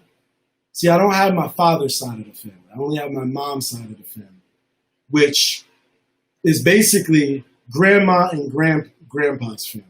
So my grandma's side and my grandfather's side was most of the family that I seen, besides my sister's family, who embraced me as a younger kid. Shout out to Gigi Giolana, my sister, who's also an artist. Beyond that, like, I had my friend's family. I had Los, I had Pat's family, I had Eddie Deuce's family. I had different families that brought me in. As kind of like a second child. But I had my mom's was everything. You know what I mean? And over the past year, especially me going into my 33rd birthday, like, I immediately knew it was happening. I knew that somehow my 33rd landed on 2020, which are what are the chances? We know the numerical significance of 33, and it's when you're comparing it to Christ, when you're comparing it to the levels of masonry, the vertebrae in the spine, the fact that it's a master number. It's also a visually appealing number. It also marks a level in every man's life. It seems like between the ages of, really between 25 and 33 or mid 30s, and there's words for it. They call it the Saturn return, or, different things that you're going through. But it's also the journey of Heru. It's also the unspoken of years of Christ, of Jesus, the parts in the Bible that are missing, or where you don't hear about his journey as him as a young man, and we're all going through this. You're trying to figure out who we are, because it seems like whatever we're doing into our 30s, there's a certain amount of malleability you have in your 20s and your teens, where inside that, all right, I got some time to change. I could be a little wild. I can do this. I can be an asshole. I could date around. I don't have to, I don't have to have a kid now. I don't have to find a wife right now. I could be a player. I could run around. I can, move around. But then once you get in them 30s, same thing happens to athletes, businessmen. You got to make a decision. It gets a little more serious. It's like, all right, I know my body will not work as well soon. It'll still keep it up. Like, people that eat amazing, and they're, I know 40-year-olds and 50-year-olds that run around like the 20-year-old. But that's the point, right? More than likely, those people got the point. That at some point, you have to take care of yourself, or however you are. When you turn 33, if you do not understand the work that's going to go into you changing, you're locked and loaded. Typically, that as a man, like, even in other times, like, we're just in a time now to where the masculine function isn't as necessary. Nobody's hunting. You can call the plumber. You can call an electrician. Uber. If you're a single mother, you got state welfare. You can get women right now are killing it. There's fucking programs. There's plenty of situations where mothers have raised fucking LeBron Jameses and shit. So men, we got some extra work. Women, like, they seem to be more off point on an instinctual level than us at a younger age. I've known female crackheads that when it comes down to it, they're on, oh, you hungry, baby? Psh, fix me up. Oh, they see me on the block. Oh, you need some help? They're always the first to save somebody. Men, it's like, bro, if you don't get it done by the time if you're still on mama's couch, per se, by the time you're in your mid-30s, it starts to look real bad, and it starts to get much harder. So I'm at that crux in my life to where whatever I'm doing now is probably what's going to set me up. And when it came to music, I had to make a decision. It's like, Cam, are you going to really get out there? Like, people with less talent, less skills, less great fans are making more money and getting bigger than you every day because they're willing to do the things you're not wanting to do. They're willing to go on here and yo, G, what's good? Yo, my sisters, Giolana and Myasia Lytle, New Haven, Connecticut, the geniuses. I'm talking about the fruit doesn't fall from the tree. It's on the same tree. We all came from the same mother, Sherry Davis, an absolute legend. You think I'm insane? My mom, listen, artist, singer, dancer, she could freestyle, she could talk in rhymes if she wanted to. Absolute beast. You know, also proof that, you know, our moms and grandmas were fucking phenomenal. My mom struggled with what she struggled with, but you've never seen somebody do it with such grace. All their teeth in their mouth, fucking always beautiful, young, dancing, knows everything, brain still lit. That's mama, you know. So it's not by mistake. I'm sure you guys have moms the same way. And if you don't, you got something and you're the one. You're supposed to be the father and the mother. That is exactly what I'm talking about. You know what I mean? And Mama and Gigi, it's all coming. I was just telling people, this is my 33rd rotation. Hold on, this right here. Hold on, we gotta share with that. Hold on, we about to get it. This is my 33rd rotation. In 2020, during the riots and the corona, like, everything's changed. Everything's insane right now. Humans aren't working. There's no such thing as school anymore. Like, what? Like, fuck. Like, damn. Like, you guys are picked. Let's not even talk about me. Let's talk about you guys, if you're watching this. You were picked to be alive right now. Why didn't you die already? And that's not to be soft. That's not to be too crazy. What are the chances? Hold on. I'm going to say this on Instagram. Give me a second moment. Give me a second moment, man. You know? Let me get this flame. The flame keep going out, man. Fuck. Okay. What are the chances that you're alive right now? Why weren't you already alive? Why weren't you born in 1922 and died in 1980? Why weren't you born? Maybe you were. Right? On some time level. Right? You might not be able to find it in the fucking a photo album, or maybe you can. Maybe everybody is safely their great-great-grandfather or their great-great-grandmother. And at that time, you were seeing through a different consciousness and a different... Maybe it does loop like that. Maybe that's why the elites are so obsessed with bloodline. Because they're trying to make sure that they come back to wealth. Okay, I did all this work here to make everybody else rich. To die? No. I'm going to guarantee my bloodline and make sure that if I do reincarnate, I reincarnate into my own lifeblood. Right? Maybe let's lie and tell people that. Now, obviously, we don't want people having sex with relatives and making babies. But there probably is some kind of science to how that could. We need to figure out how to make superhumans, first of all. It should be like, that should be a thing, right?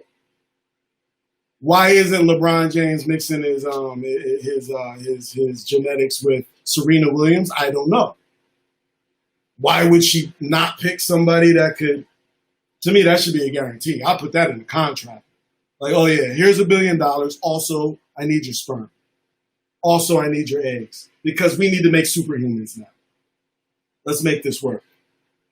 Back to my sister. I always gotta talk about my sisters and my moms and stuff, because there's a great guilt that I have in my soul because I haven't been able to be in their lives, especially in my mind. Like, she's my youngest sister. I want to be the best big brother, and especially give her opportunities to where she doesn't have to do all the crazy shit I had to.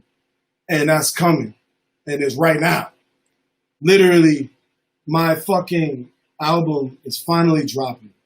And you guys will see me as a 33-year-old. The same death. Like, I remember my last day in New Haven, I said to my mom, I looked at her, I said, you know, it was almost this angst because, you know, we went through a situation to where we lost everything. You know, I lost my Grammy. You know, I moved from Florida. We lost our house. Like, I'm talking about, we lost the house that all of our life was in. Like, all the photos, all of my trophies, everything that we ever owned, every memory was in this one house. And that was the last time I was in my birthplace, was the last time I stepped foot in that house. And someone told me that it's going to be hard for my spirit to come back here and tell this is death. This is death. This is me experiencing the same death that is self-crucifixion. It's self-destruction with belief that I'd be able to reincarnate. Because sometimes pain, oh, you want a burger? Oh, Gigi, or Mama, I need money. I got to send Mama money now. I'm going to send you money ASAP. Yo, my Asia, just because I can send you the money. I can send you the money. If you send me stuff. Yo, Mama, put up your cash out now. Put up your cash out now. I have no send you something now. I got it. Same thing with you, G. If you need something, let me know. Those are I haven't seen my sisters in a year, but when they see me, like my whole thing was, I was like, yo, I have to be the one to bring my family to abundance. Like, it's crazy. Gigi knows how insane I am. Like, Mama knows too. Mama is my youngest sister. By the time she was like really going, I was already in Florida and she was in New Haven. And the whole time, Mama, put up your cash app so we can send you. I'm an open book. You know how Gigi and Mama, you know how Mommy, you get her in the right mood, she gonna tell the whole life story. That's hey.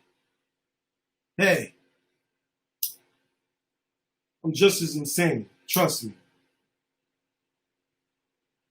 Spoiled rotten, definitely. Oh, my point for my sister. Yeah. Go to I remember when Mama was born. I was 15, so she was born literally right when I got Cambatta the name. So maybe she probably doesn't even know that. When Mama was born, I was exactly 15 years old, and that's when I became Cambatta. And I just knew, like, I was like, yo, like, I've gone to school. I knew she hated authority and hated school. Like, Mamas are all knowing. She didn't really need, like, from the time she came out, like, it was just like, Gigi's the same, my other sister too. School, I don't know how they know what they know. School just did not work with my family. That shit, well, they knew it was a social experiment off rip. Like, the fact that you're in this room with 20 other badass kids, you got some teacher that's not your parent telling you what the fuck to do. I always knew, like, and I would tell grandma, mom, I'm like, yo, like, we cannot blame them for not liking this. I don't like this shit. You didn't like this shit. If you're a parent and you expect your kid to like shit that you didn't like, you're wrong. If you hated chores, you hated homework, you hated school, more than likely they will too. You cannot expect them to like that shit. It's not natural and it's not real. We learn from observation and experience. Everything I've never learned in school. I was always probably the most intelligent kid in the school, but nobody really knew it because according to the tests, I was subpar. I didn't even get to graduate. Let's talk about a factoid.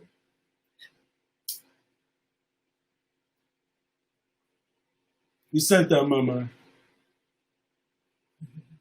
Yes, Mama. I know you got tea, man. That's what I be scared of, man. Like, you guys ever, yo, love you, sis. I'm gonna speak to you tomorrow, man. I'm back on, man. My depression is gone. It felt like sometimes life and depression will put you in a position to where you're paralyzed from talking to people you love, people that you want to talk to. You feel like you don't even deserve it. Like, and I'm a self-inflicting guy. I'm this kind of guy that I remember one time. Here's a story. Let me go off, man. I remember one time when I was younger, and me and my boy Pat, shout out to Pat Sways, Pat Murphy, one of the first rap partners I ever had, and probably, I would say, in the top 5 white rap, non-black rappers I ever heard in my life, just off rip. Incredible rapper. And I'm going to put out his album someday, if it's the last thing I do. You guys will hear it. Yo, Atwaters, what's good, bro? Another incredible rapper. I'm talking about, if you don't know Atwaters, follow him, put out your link. He's actually in Asia right now. This man is a highly educated black man. fucking witty, incredible rapper. He raps at a speed. He raps at a codex I don't rap at. I let him have that. Like his style on the track is something crazy. If nobody ever told you, you should know. And it's almost a shame. It's a crime. We haven't done a song yet. And whenever you're ready, even if at that point I'm on a throne that I think that I'm starting to earn, doesn't matter. There'll be there'll be thrones the same size right next to me with the same view on the same stage. Waiting. You know what I mean? Yes, that's Skate. Yo, shout out to Skate NY. I love, what is it? I Skate NY. At I Skate NY if you want one of these crowns. And these work. This is like some kind of like metal component. So like when you think about cell phones, open up a cell phone. It's a green piece of plastic with a whole bunch of metal shit on it. How does that, okay, and then you have a battery. Okay, the battery is the energy. But how is it that all of these little pieces of plastic and metal equal cell phone? Okay, this.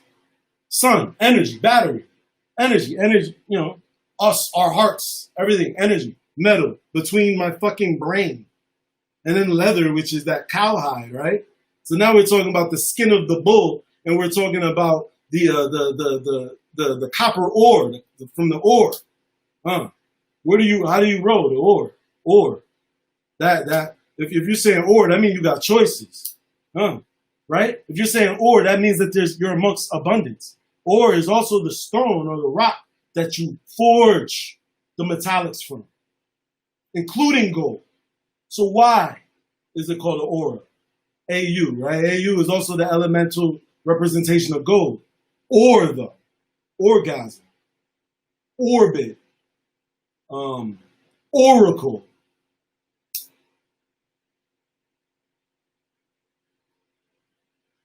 Oh my God. Did I say orgasm? Yes. The power of the light.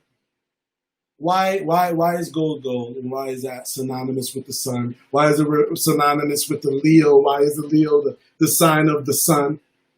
Right? The lion's head.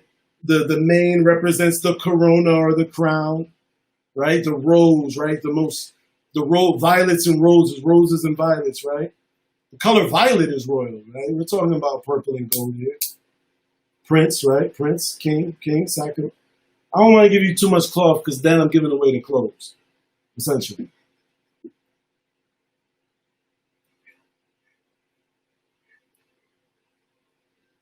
Shout out, bro. D-boy, man. This is insane, bro. The fact that somebody did this for me, bro. I'm beyond humble. What the fuck is going on? There was a time I was in my fucking bedroom, like literally sitting there listening to beats, you know, writing, right?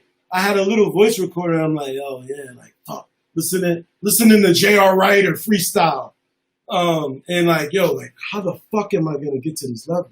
Then Papoose came out, Saigon, you know, fucking listening to Joe Budden, right? His ability to emote his life story still is untouched. He goes to places with his ability to explain his mindset during depression, which is something that should be honored and treasured in hip hop. Right? I've crossed paths with some amazing rappers, the greatest of all time. People that you don't even know, bro. People that you guys don't even know yet that help sharpen my swords in the back alley. It's no mistake. It's no mistake. You hear me losing my voice. That's why sometimes I sound like DMX. I just pointed out so you don't do it later. And then once you do, you feel like, oh, he already said it, which doesn't give credence to me saying it and making that observation for him. Okay. Let me offer you this. Who watches Charles Sunday? Okay, let me offer you this. Okay. Now, to be frank, you're a big Texas. Wrap it up. I'm going to give you guys 5 more minutes. Then we're going to wrap this up. What time is it? 1 a.m. Yeah, perfect. On the dime. I'm going to give you 5 more minutes. We need to play this Bones of Osiris real quick. Big Texas, what up? We got a banger, bro. There's some legends. I've gotten a chance to coordinate and propagate with some of the greatest to hit the state and exonerate the hate. Let's coagulate like steak when you leave it on the plate. You know the fat at the bottom. For God's sake, who left it out? Put it in the fridge, please. Right before I did these three. Piff James! Piff James, shout out to, listen, now that you're here, the world has to know. I got 5 more minutes. They have to know who Piff James is. Piff James, legend, first of all, incredible rapper, incredible producer. The first person, actually the second person, but give me the first person to give me my true vape DMT experience, right here in the house. Some guy pulled a gun on me that same night. Let's be real. Piff James, also legendary rapper, 2-on-2 duo back in the grind time battle mode days. The 2-on-2, the real 2-on-2 battles with Thesaurus and Immaculate and Hami Ham. That was Piff James. Crazy bars. This nigga say shit like fart in your baby food.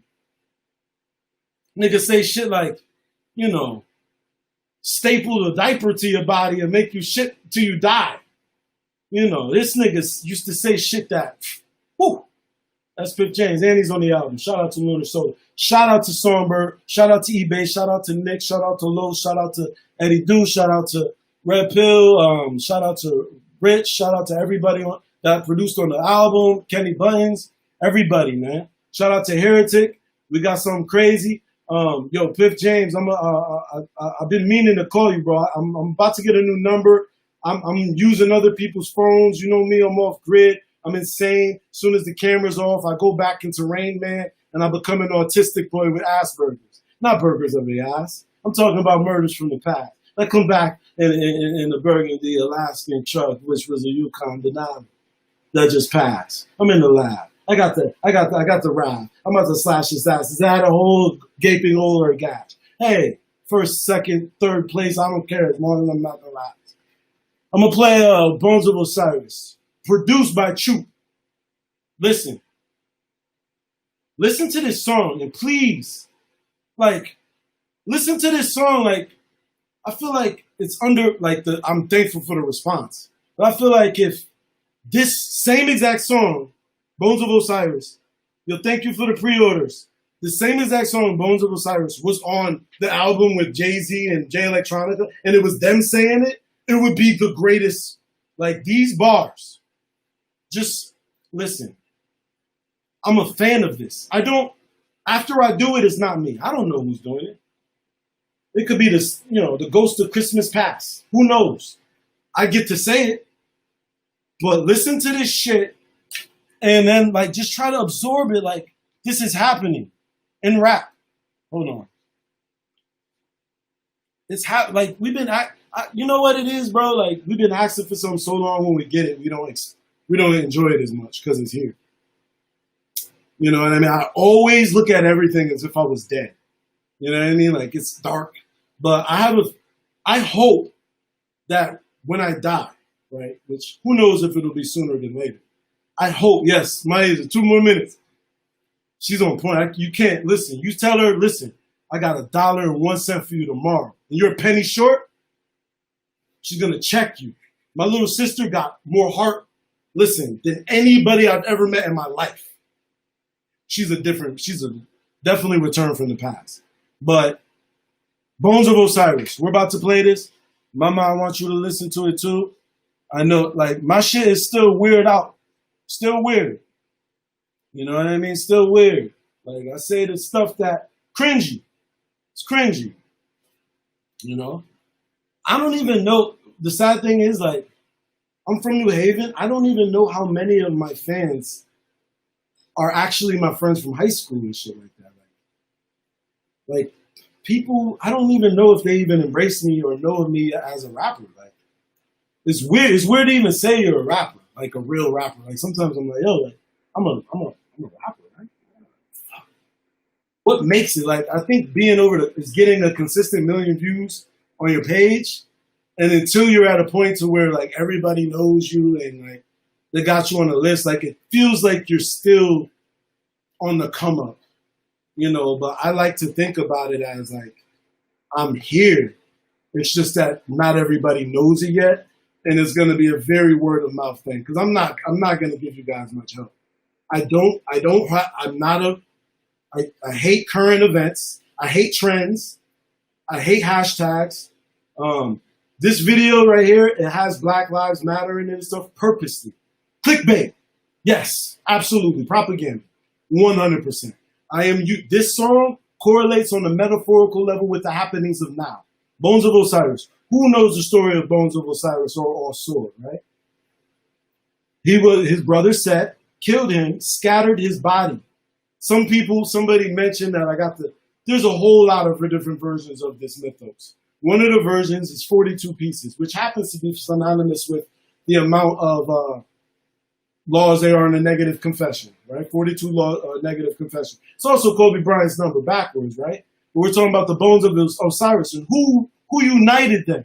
ISIS. Let's not talk about the ISIS, the terror group. Let's talk about Isis, the goddess, the wife of Osiris, that reassembled his body back. And they talk about him not having his penis. She might be good or bad, and then she found it, hooked him up, fucked him. But also we're talking about the eye, right? Eye is set, right? He was missing an eye. Bones of Osiris talks about the reunification. It always takes something like war or something otherworldly to bring people together. And regardless of whether I agree with Black Lives Matter or these insane riots or police violence, which, I literally had a father that was killed the same exact way. No justice. No nothing. The fucking lawyer laughed at me. In Tucson, Arizona, my father's name is Mike. The first person to give me a record deal is from Tucson, Arizona, and his name is Mike, right? That's when my father died, right? So let's see how God works, right? He works in mysterious ways. And I got a mic, right? Microphone. Let's not go back to the bars. Right now I'm about to play Bones of Osiris. Excuse me if my lips are dry. We're about to play Bones of Osiris. Listen to the bars. If you haven't heard them yet, listen to them again. Following the daylight, never have to say night, never have to see dark, hoping I can stay bright, never end the theme park, know I got the wing dark, floating like a free hawk, motion to the epoch, quoting out the Enoch, social with the griots, yoga at the tea shop, older than the peacocks, soldier was the Ewoks, poking at your weak spot, open up the key locks. Kobe with the 3 shots, holster in a diva, holster when I need Glock, bullet when I see cops. If I'm the animal who's standing over me in green socks, hopefully I'm Epoch, free not. Everybody gotta pay to live. Laws were created by some racist pigs. You could never own a planet, but he made it his. Then he stripped the languages from my native lips. But I guess it's just the way it is. If you make a man hungry, he take greater risks. I will break into your crib just to raid your fridge. If I hug a bear, I could break his ribs. I could never be a slave to this. Even though we on the plantation where Satan lives. He don't even got no clothes in his closet, just fabric, a sewing machine, and a little Asian kid. Come on. To the motherfucking bone, bitch, I said, he don't even got no clothes in his closet. Just fabric, a sewing machine, and a little Asian kid. I'm black and I'm grown. What's the point of having clothes when you own the textile factories and the people working in them? What's fashion? Let's talk bars. Shepherd of the lambs in a Yorkini, Lamborghini, attached to the bottle like a lost genie. Fly like a seagull in a beanie, I can feel it in the air like a last I saw freely. Can the Lord see me?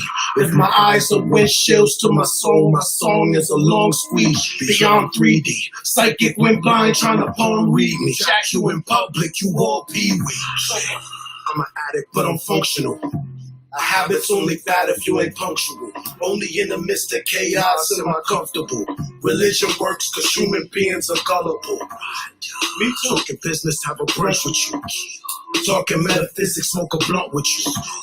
Talking to some women, I'ma fuck a few. But if you talk about my mama, then I'm snuffing you. Mama! I hear the beat and I gotta see my mama. I'm mumbling now, I'm just eloquent as Huxtables. If you're not as smart as me, I'm dumb to you. My favorite color's the number W. Make it make sense. The man the boss. Rocks only hard cause your hands are soft. Never had a father or Santa Claus. If I see a reindeer, I rip his antlers to the bone. Bad to the motherfucking bone, bitch, I'm bad to the motherfucking bone. Bitch, I'm bad to the... Give me 1 minute to break this down. Shout out to Sensei for the edit on the video. Did that completely free of me. Shout out to Los. He had a concept where to go direction-wise. It's just that we were in the middle of the riots.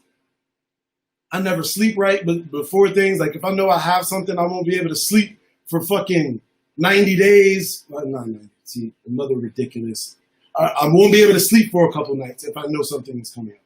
So shout out to everybody, but things work out how they're supposed to be, how they're supposed to work out. Bones of Osiris. Let's talk about a couple of these bars. First of all, I said, if I'm the animal, who's the lady in the green socks? Who remembers Muppet Babies? Muppet Babies are basically puppets, right? They represent people, puppets, right? Now, if you remember Muppet Babies, when they were in the daycare, they were in this daycare, and they were watched over by this lady. You never seen the lady.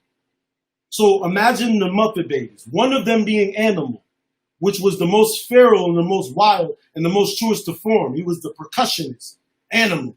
He ate everything. He was the realest one. The Cookie Monster was a real nigga.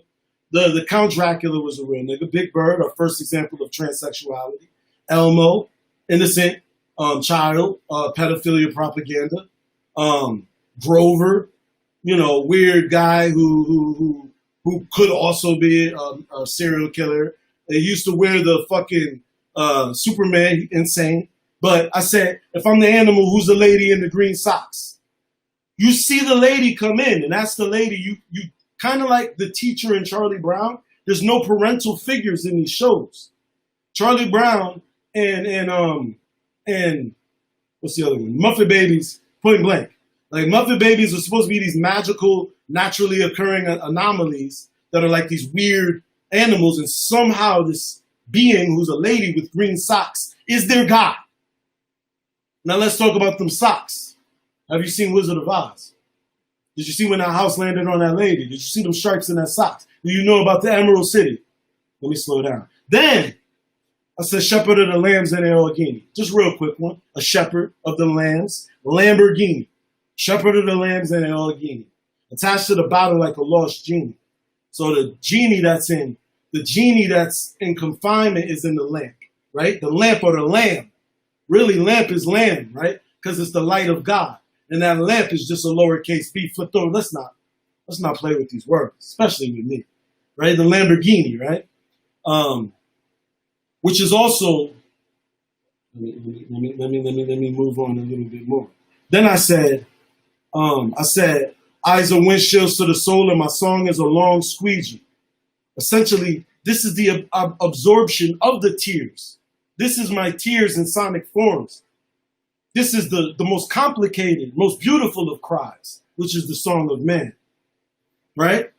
The baby that cries the most is the one who will have the best singing voice. Don't ask me.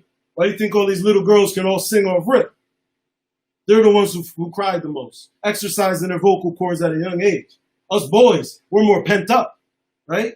That's why it's usually the softer, more feminine men that have the more beautiful voices, because they got to cry.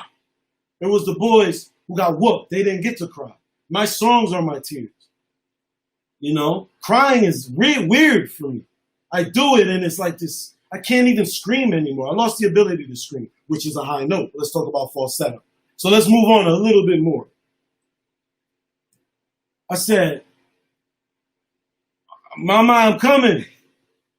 My sister is, listen, I have to have a long conversation with her after this, man. It's been crazy, sis, but we about to get it.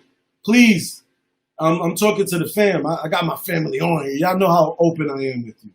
If I'm on the toilet, I'm gonna tell you what I ate and how many pieces of corn survived the chewing process. Right? My sister's on here now. I want to be the one to deliver and show my family that impossible is possible. Please help me. Just tell people. Just be like, yo, have you heard about this guy Cambatta?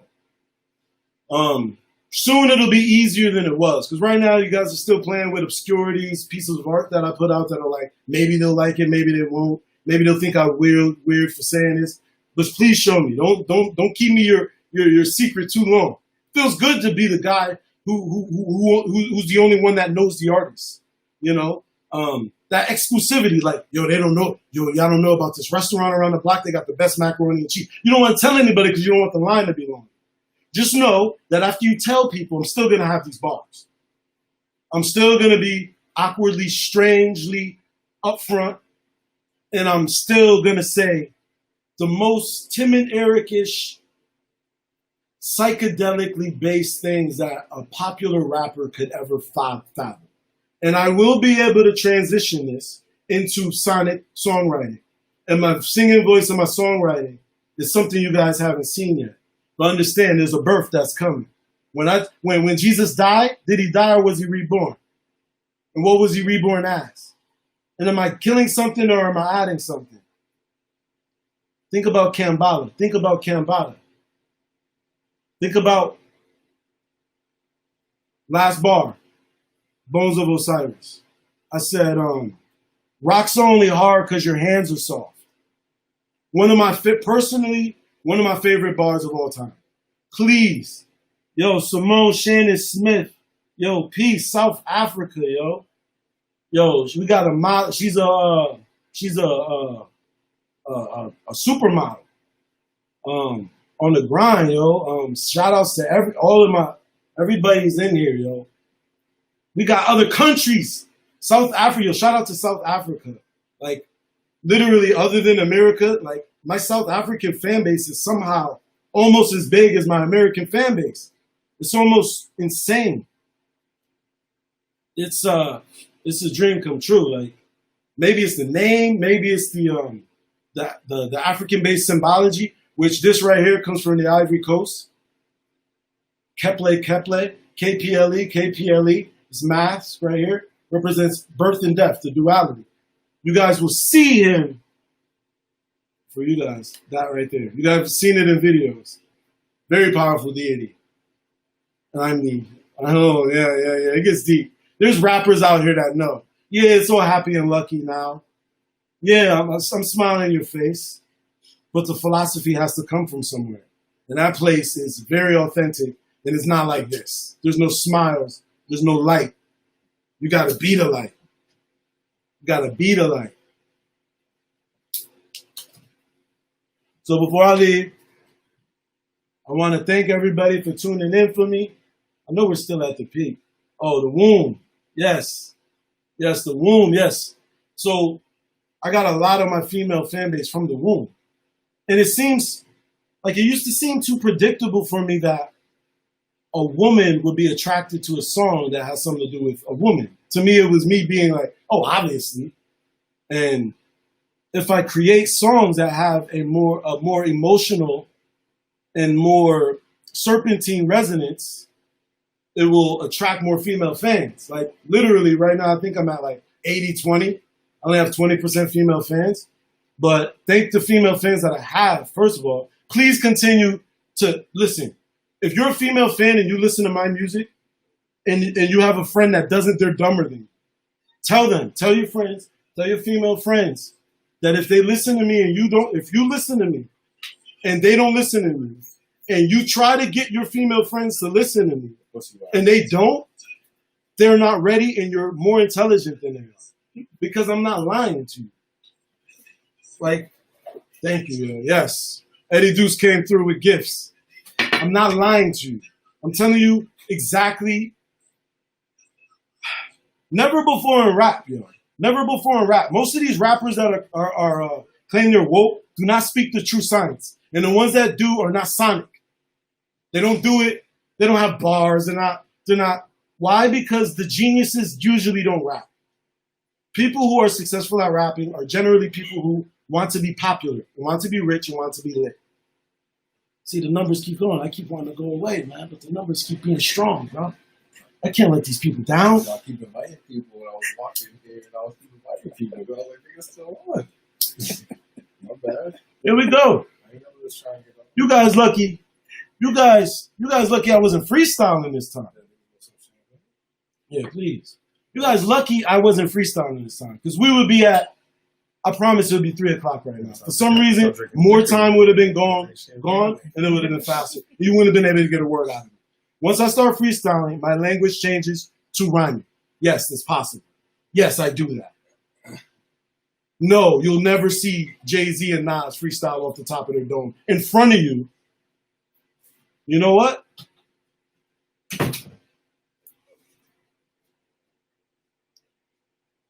I got to keep some things exclusive, though. You know what I mean? Like, a lot of them bars I stumble on in a fucking story, it's like, fuck, man, I was supposed to write that down. And then you guys already heard it. Like, have you guys heard the Sway freestyle? You guys realize those were just the bars that happened to be in my mind? I was not supposed to even be there that day. Like, that wasn't even, shout out to Keith. That wasn't my, I was sick. I told myself on the way there that I wasn't going to rap. Like, I was not prepared. I was like, this is like a woman catching me when asking me to pull down my pants when my dick is at its absolute smallest. I literally just. Not that it's ever like that, but you know what I mean? Like, every man has shrinkage, you know what I mean? Whether you're porn star material or not. Like, you don't want to be seen like that. You're not ready for sex sometimes. Sometimes you're not ready to fight. If I walk up to John Jones or Mike Tyson, as soon as they get out of bed and they got to take a shit, I could knock him out. I could beat him up. And what happened on Sway was just me managing to get some words out. You know? When I come back to these things, even my I-95 freestyle, I wrote that 2 mornings before. I didn't even, like, that, when I prepare, bro, like, and then on top of that, like, I'm trying to make sure that I have my craziest bars for my albums. And I have to do all these albums. I got 14 projects you guys haven't heard.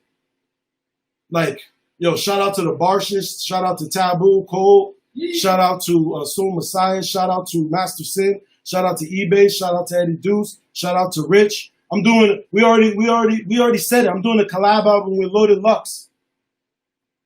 Did you hear me? Who has done a collab album with Loaded Lux? I was literally in high school watching the Smack physical DVD, the actual DVD of Smack. Like, yo, this guy Lux, he was in, I'm in the Carson Daily. He said, your girls, you know, fat size. You know, they Shaq size. My girls is, you know, come on, bro. And this guy literally wants to do music. This is a fucking dream come true. And we're not going to drop the ball. Before that idea was proposed to me by Brother Rich, Black Magic, he asked me how I felt about the Jay Electronica Jay-Z album. And when I listened to that album, I tried to separate myself from the fact that I've ever heard these two artists before. It's the only way you can listen to that album. Because if you come into that album with any expectations of their abilities, then you might be disappointed. However, there's a song on there called Ezekiel's Will that Jay's first verse, insane. The hook, insane. Jay Electronica, I believe that his second verse was pre-written, probably for something else, and he pulled it out. I believe that he went into that album slightly unprepared. Maybe some of his best rhymes are on songs that he can't release or on paths that he didn't crease. So let me preach. R.I.P. to Della Reese. But I'm on my toes. Whether it's a Harlem night, a Bronx night, whether you want fight or I brought knife, whether there's guns out, I go up and down. Yes, I take the sun's route. But when that tongue's out, nothing but fun sprout. I'm talking about from the money tree I planted in the ground. You hear bullets, slugs, and cannons in my sound. Cameron is profound. From the granite I am found. Bounce so high up the ground that I get up higher than I was before I bounced. What is a lion until it pounces? Grazing in the willows, underneath the trees, moving to the will of the breeze. My hair is too coiled in oil for lice and fleas. How could I compete? I'm too nice to speak. It's a sin to share. It's a sin to share. I just hope my kin compare. Imagine being the son of the one. You You can't have a sun and you can't have another sun until the first sun dies. Guess what? A sky with no sun, the moon becomes the source of light, and darkness becomes bright. What is a large fist in a fight where the sharks is when they bite? It's nothing. Waving, wandering, sinking, floating. Row a boat in Schitt's Creek. It came up clean, squeaky like bleach, like white teeth. What happens when I preach? Light peaks. What happens when I talk? Paralyzed guys walk. How can I see with the eyes of a nighthawk when I stalk with no eyes to gawk?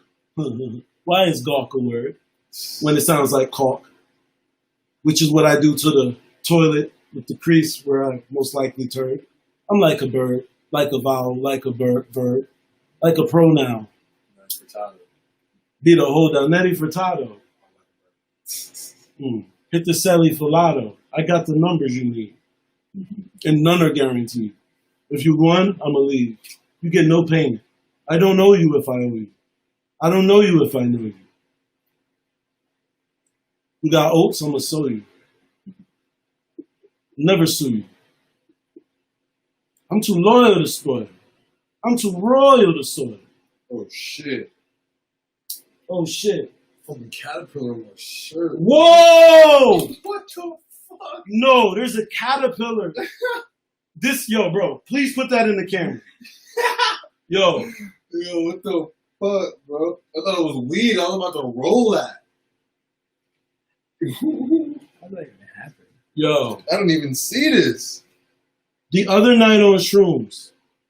Literally. That is real. There's no psychedelics involved. Literally. This is proof. Literally the other night on shrooms. Shout out Sweet Epson. The queen. This is some shit. She knows. What do I do with it? Just put it outside. Bada and Daylight. Please, everybody hit up Daylight. Just please hit them up. Like, I've spoken to Daylight. Me and Daylight have actually, yes, the cat and the pillar. Me and Daylight have actually spoken about doing a song, but he's a very, very busy man, as am I. And I'm ready. Like, you ever watch MMA and there's always that fighter that's like, yes, it doesn't matter who the fighter is, I signed on the dotted line. This just don't even jump. Let's work. Let's work. Let's work.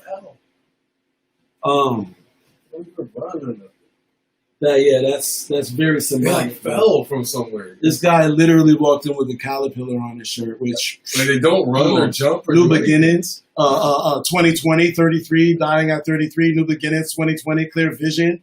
Butterfly, what do you see? The cocoon? Oh, the coons can coon, right? We're cocooning right now. Yeah, we can coon. But then after we coon, we become the butterfly. What happens when that butterfly is everything is smooth? I'm 35 this year. My birthday is 8-8. I'm making sure that every demon moves. What was that? 3 + 5 is 8. I'll be 35 this year. My birthday is 8-8. And also, do you know who wore 8? Kobe, and what happened to him? Awesome. He transitioned and solidified his greatness. One thing I'm very, very frustrated with, and if you were not frustrated with this before, because you didn't see it, now you will be after you know it. Why did the Michael Jordan last whatever that was? Listen, I'm one of the biggest Michael Jordan stans of all time. I cried when I was a kid. I was more into basketball, pre-shrooms, and I realized what was going on. Shout out if you know what I'm talking about. Michael Jordan, when he retired, I took the day off of school. I was crying. I called my grandma at work. I said, Michael Jordan retired. I can't watch basketball anymore. And then the guy came along by the name of Kobe Bryant. Not only Kobe Bryant, but Kobe Bryant was the greatest one that came up in the time of Allen Iverson, who controlled the ball. He controlled the ground. Then you have Vince Carter, who controlled the air. My favorite was Vince. He was like the camera on the Killer Camera rap. Because he was all about it was almost like he took everything off except for the dunk. And he dunked in a fashion that you could do the same dunk as him. It was just he was just so sharp. He was Zorro. Right. You know? So let's talk. And if lips could move, I would walk on my face, using my face. I would do that like a starfish. You know that my bar's fish, old fish like a round fish. Yo, DJ Street Scratch, what's the name of the playlist? You Yo. put the music on. So we can tell people about it. Yo, please. Yeah, hit everybody up. Like, yeah, I have a label's pushing it. There's a PR, but everything's fucked up. So yeah, my album came out right now, but who's working? Like, there's no clubs. Half of the, like, I can't go on Sway because they're not allowing people in there. No funk flex, no nothing. Like, it's all on the fans. Yeah, it's really all on the fans and word of mouth, really. Like, please share my videos on your page. Pre-order. Please pre-order. Definitely, the more sales I get, the more I'll be in. Put out. Yeah. There's things coming. Like I said, I'm doing a collaborative album with Loaded Lux, which, again, to go back to it, will be what you guys expect. If you know who Loaded Lux is, you know that he's one of the greatest lyricists of all time. You know that he's only been able to really dabble in music. He hasn't really gotten an opportunity to exercise in music. Well, now, guess what? I am one of those people that you know is gonna come to the ring and bring a show. Like, there's no doubt. Like, if God let me breathe that day when we go to record that album, you will hear one of the greatest duos get together in lyrical history. And that's going to open it up for it to happen again. But people been asking for K-Reno. Woo! You know, shout out to Cannabis, man. Like, I got to reunite with Cannabis. Cannabis gave me the torch.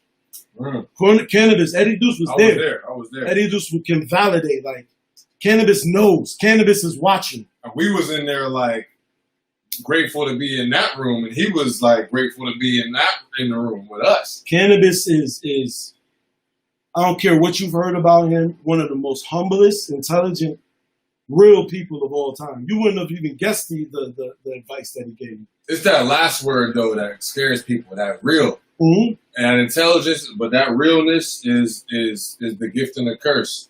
But you got to stick to it. If you're real, stay real. Yo, shout out to Martial Art. He's telling the greatest wordsmith of all time. It's the playlist that has Thank you, bro. On Spotify. Thank you. If I'm not the greatest wordsmith of all time, please give me a list of the people who are so I can study them. And then I will definitely make sure that I either can spar with them in some way, learn from them, and make myself better. Or if I'm not to a complete degree, tell you guys that. To even alleviate, to say, yes, you have found it. Yeah. There are people. I was just reading a riddle book the other day. It's like, people write these things. Dr. Seuss bars. You go back and read Dr. Seuss and tell me that motherfucker didn't have clarity. There's other people. Nas is one of them. Nas is somebody who did things that him and Cannabis, no matter how much I tout my pen and my feats of conceptual expression when it comes to proving my lyrical prowess, they've already done things that are on top of it that will always give them a spot in the top 5 lyricists of all time, no matter what, because they did some of the hardest things of all time. Q Butter, oh my goodness, this is a legend. Thank God I stayed on. Yo, listen, Q Butter, listen, that's a beyond the legend. Legend. Q Butter. This man, I'm talking about. Yo, please put your information on there. Yo, his school is officially this guy as well. So he's raising geniuses, bro. Like, I've never seen nothing like this. This guy built a school for his 2 sons. Mm-hmm.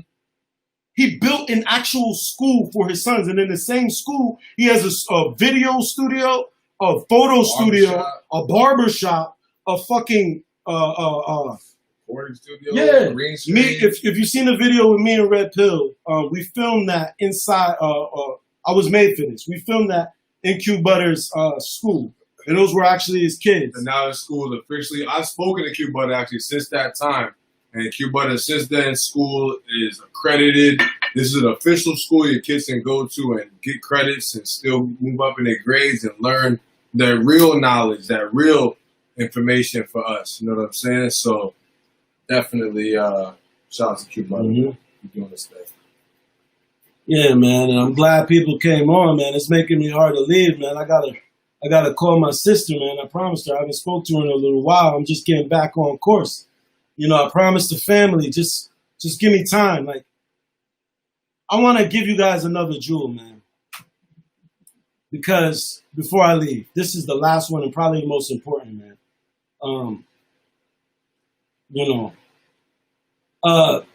This is the last jewel. And then I'm calling my sis. Fucking, what I have been granted has been the greatest gift that a man can receive. And that is time and support when it comes to exercising and exploring your passion. I have been blessed to find other people, like those around me and my family, that understand what I'm trying to do and that also have goals in their lives that correspond and coincide with my goals. So we're able to move in synchronicity without crossing into each other's lanes or becoming alpha over each other. Because a lot of the times you might be putting together a team and don't know that sometimes you sit next to your Judas. Why? Because they're not eating. Because they're constantly putting another man on the pedestal. It's very important that you allow the people around you to shine along with you to create a much bigger light. And this will help you because if more people have your goal in mind, the easier it will be to manifest. And you'll notice miracles falling out the sky, like that caterpillar just did. Or like the feather that landed in Forrest Gump's Curious George book. What was the significance of that metaphor? Curious George lived in flow state.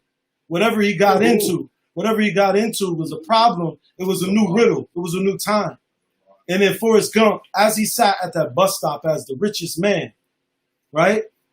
People looked at him as dumb. But as I said before, in order to be wise, you must be dumb. A dumb man doesn't speak. He listens, right? They thought that Forrest Gump was dumb. A feather, the first scene, a feather fell in his book by the whim of the will, by belief. The feather is the leaf of the bird. Just like the leaf, falls at the will of the. I keep saying that because it's the realest shit of all time. That's the metaphor. It landed in this Curious George book. Then he said, life is like a box of chocolates. You never know what you're going to get. Let's talk about one of the greatest movies ever written. Stay fluid. You gotta stay fluid. Stay fluid.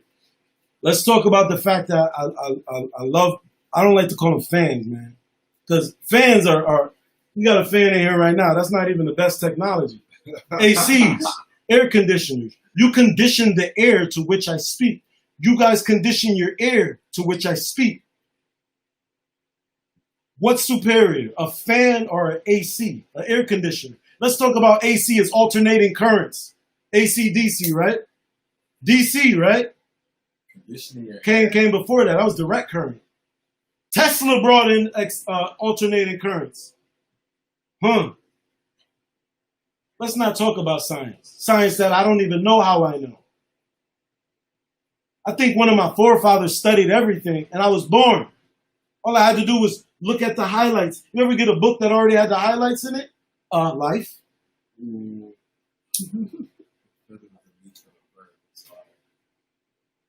The feather is the leaf of the bird. Let's make bumper stickers. How many do you want?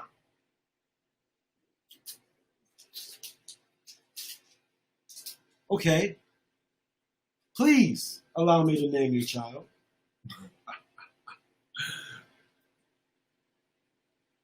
Again, I'm not saying that. That sounds like the most arrogant thing a human can utter. That is by far. That's like asking a man to allow me to name his child, which means he has great trust that I will endow him with something that's unique. That's like saying, fuck my wife. It is, in a certain way. It is. That's like that. It is. Name That's like, child? yeah. It happens. Chiefs. People go to the chief. And even in my family, my grandfather, who was like the Chief Tanisi. It's his son's Yes. name, Gohan. Oof. HD named his son Gohan. Oh yes, yo, shout out HD. Shout out HD. HD figured it out. HD, that engineer right there that you guys see that said Gohan, that is the guy who actually originally recorded Nigger Christ in 33, the title tracks on my album. He's the first. He bought Jam Master Jay's studio. He went from Tampa. How do you go from the slow list of Tampa and do anything? IDT. He learned a little bit, came out here, bodied shit, came to niggas with fucking business plans that niggas was like, what? You need how much? $100,000? Who's gonna give you that? And not put a death certificate on your head. This man now is a brand new father, living in Mexico off grid, paying what you pay for a studio apartment for a mansion. Q Butter. Yo, he's an OG for sure. Q Butter, man. What happens when you stutter? What is that? Is that a glitch in the matrix? Or is that a shift in the A6? Or DJ fade shift. And he plays hits. Let's get to the basics. Yo, peace, yo. I'm on here with Q Butter for the people on YouTube, man. This guy is a legend. If you haven't heard of him, he's doing what you're trying to do. And if you haven't done it yet, he already did it. And we saw it and we witnessed it. You can turn that off real quick? Yeah. 44 people live. That means that the gateway's open. Please stay up a little while longer, mama. I promise it'll be worth it. I owe my family $1 million. I owe my family. Listen, I was raised by two women. We love you, mama. We love you. I have 2 sisters.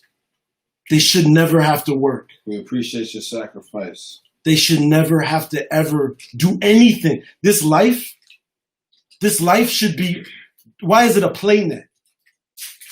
Right? Because we have the open ability to do what the fuck we want here. We just got put in a situation to where we set up rules and we allow people to own us, basically. Yeah. Nature clearly adheres to us.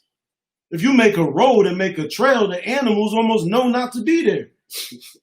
The plants say, oh, that's a road. That ain't for us. You got a weed whacker. Let me ask you a question. Are the weeds the real grass? Why do they keep coming back? Why is it so hard for you to maintain your lawn? And you have to bring in patches of grass to fill it. Exactly. The weeds is the real grass. The weeds is the real grass. Yes. 100%. Listen. You guys get me right now.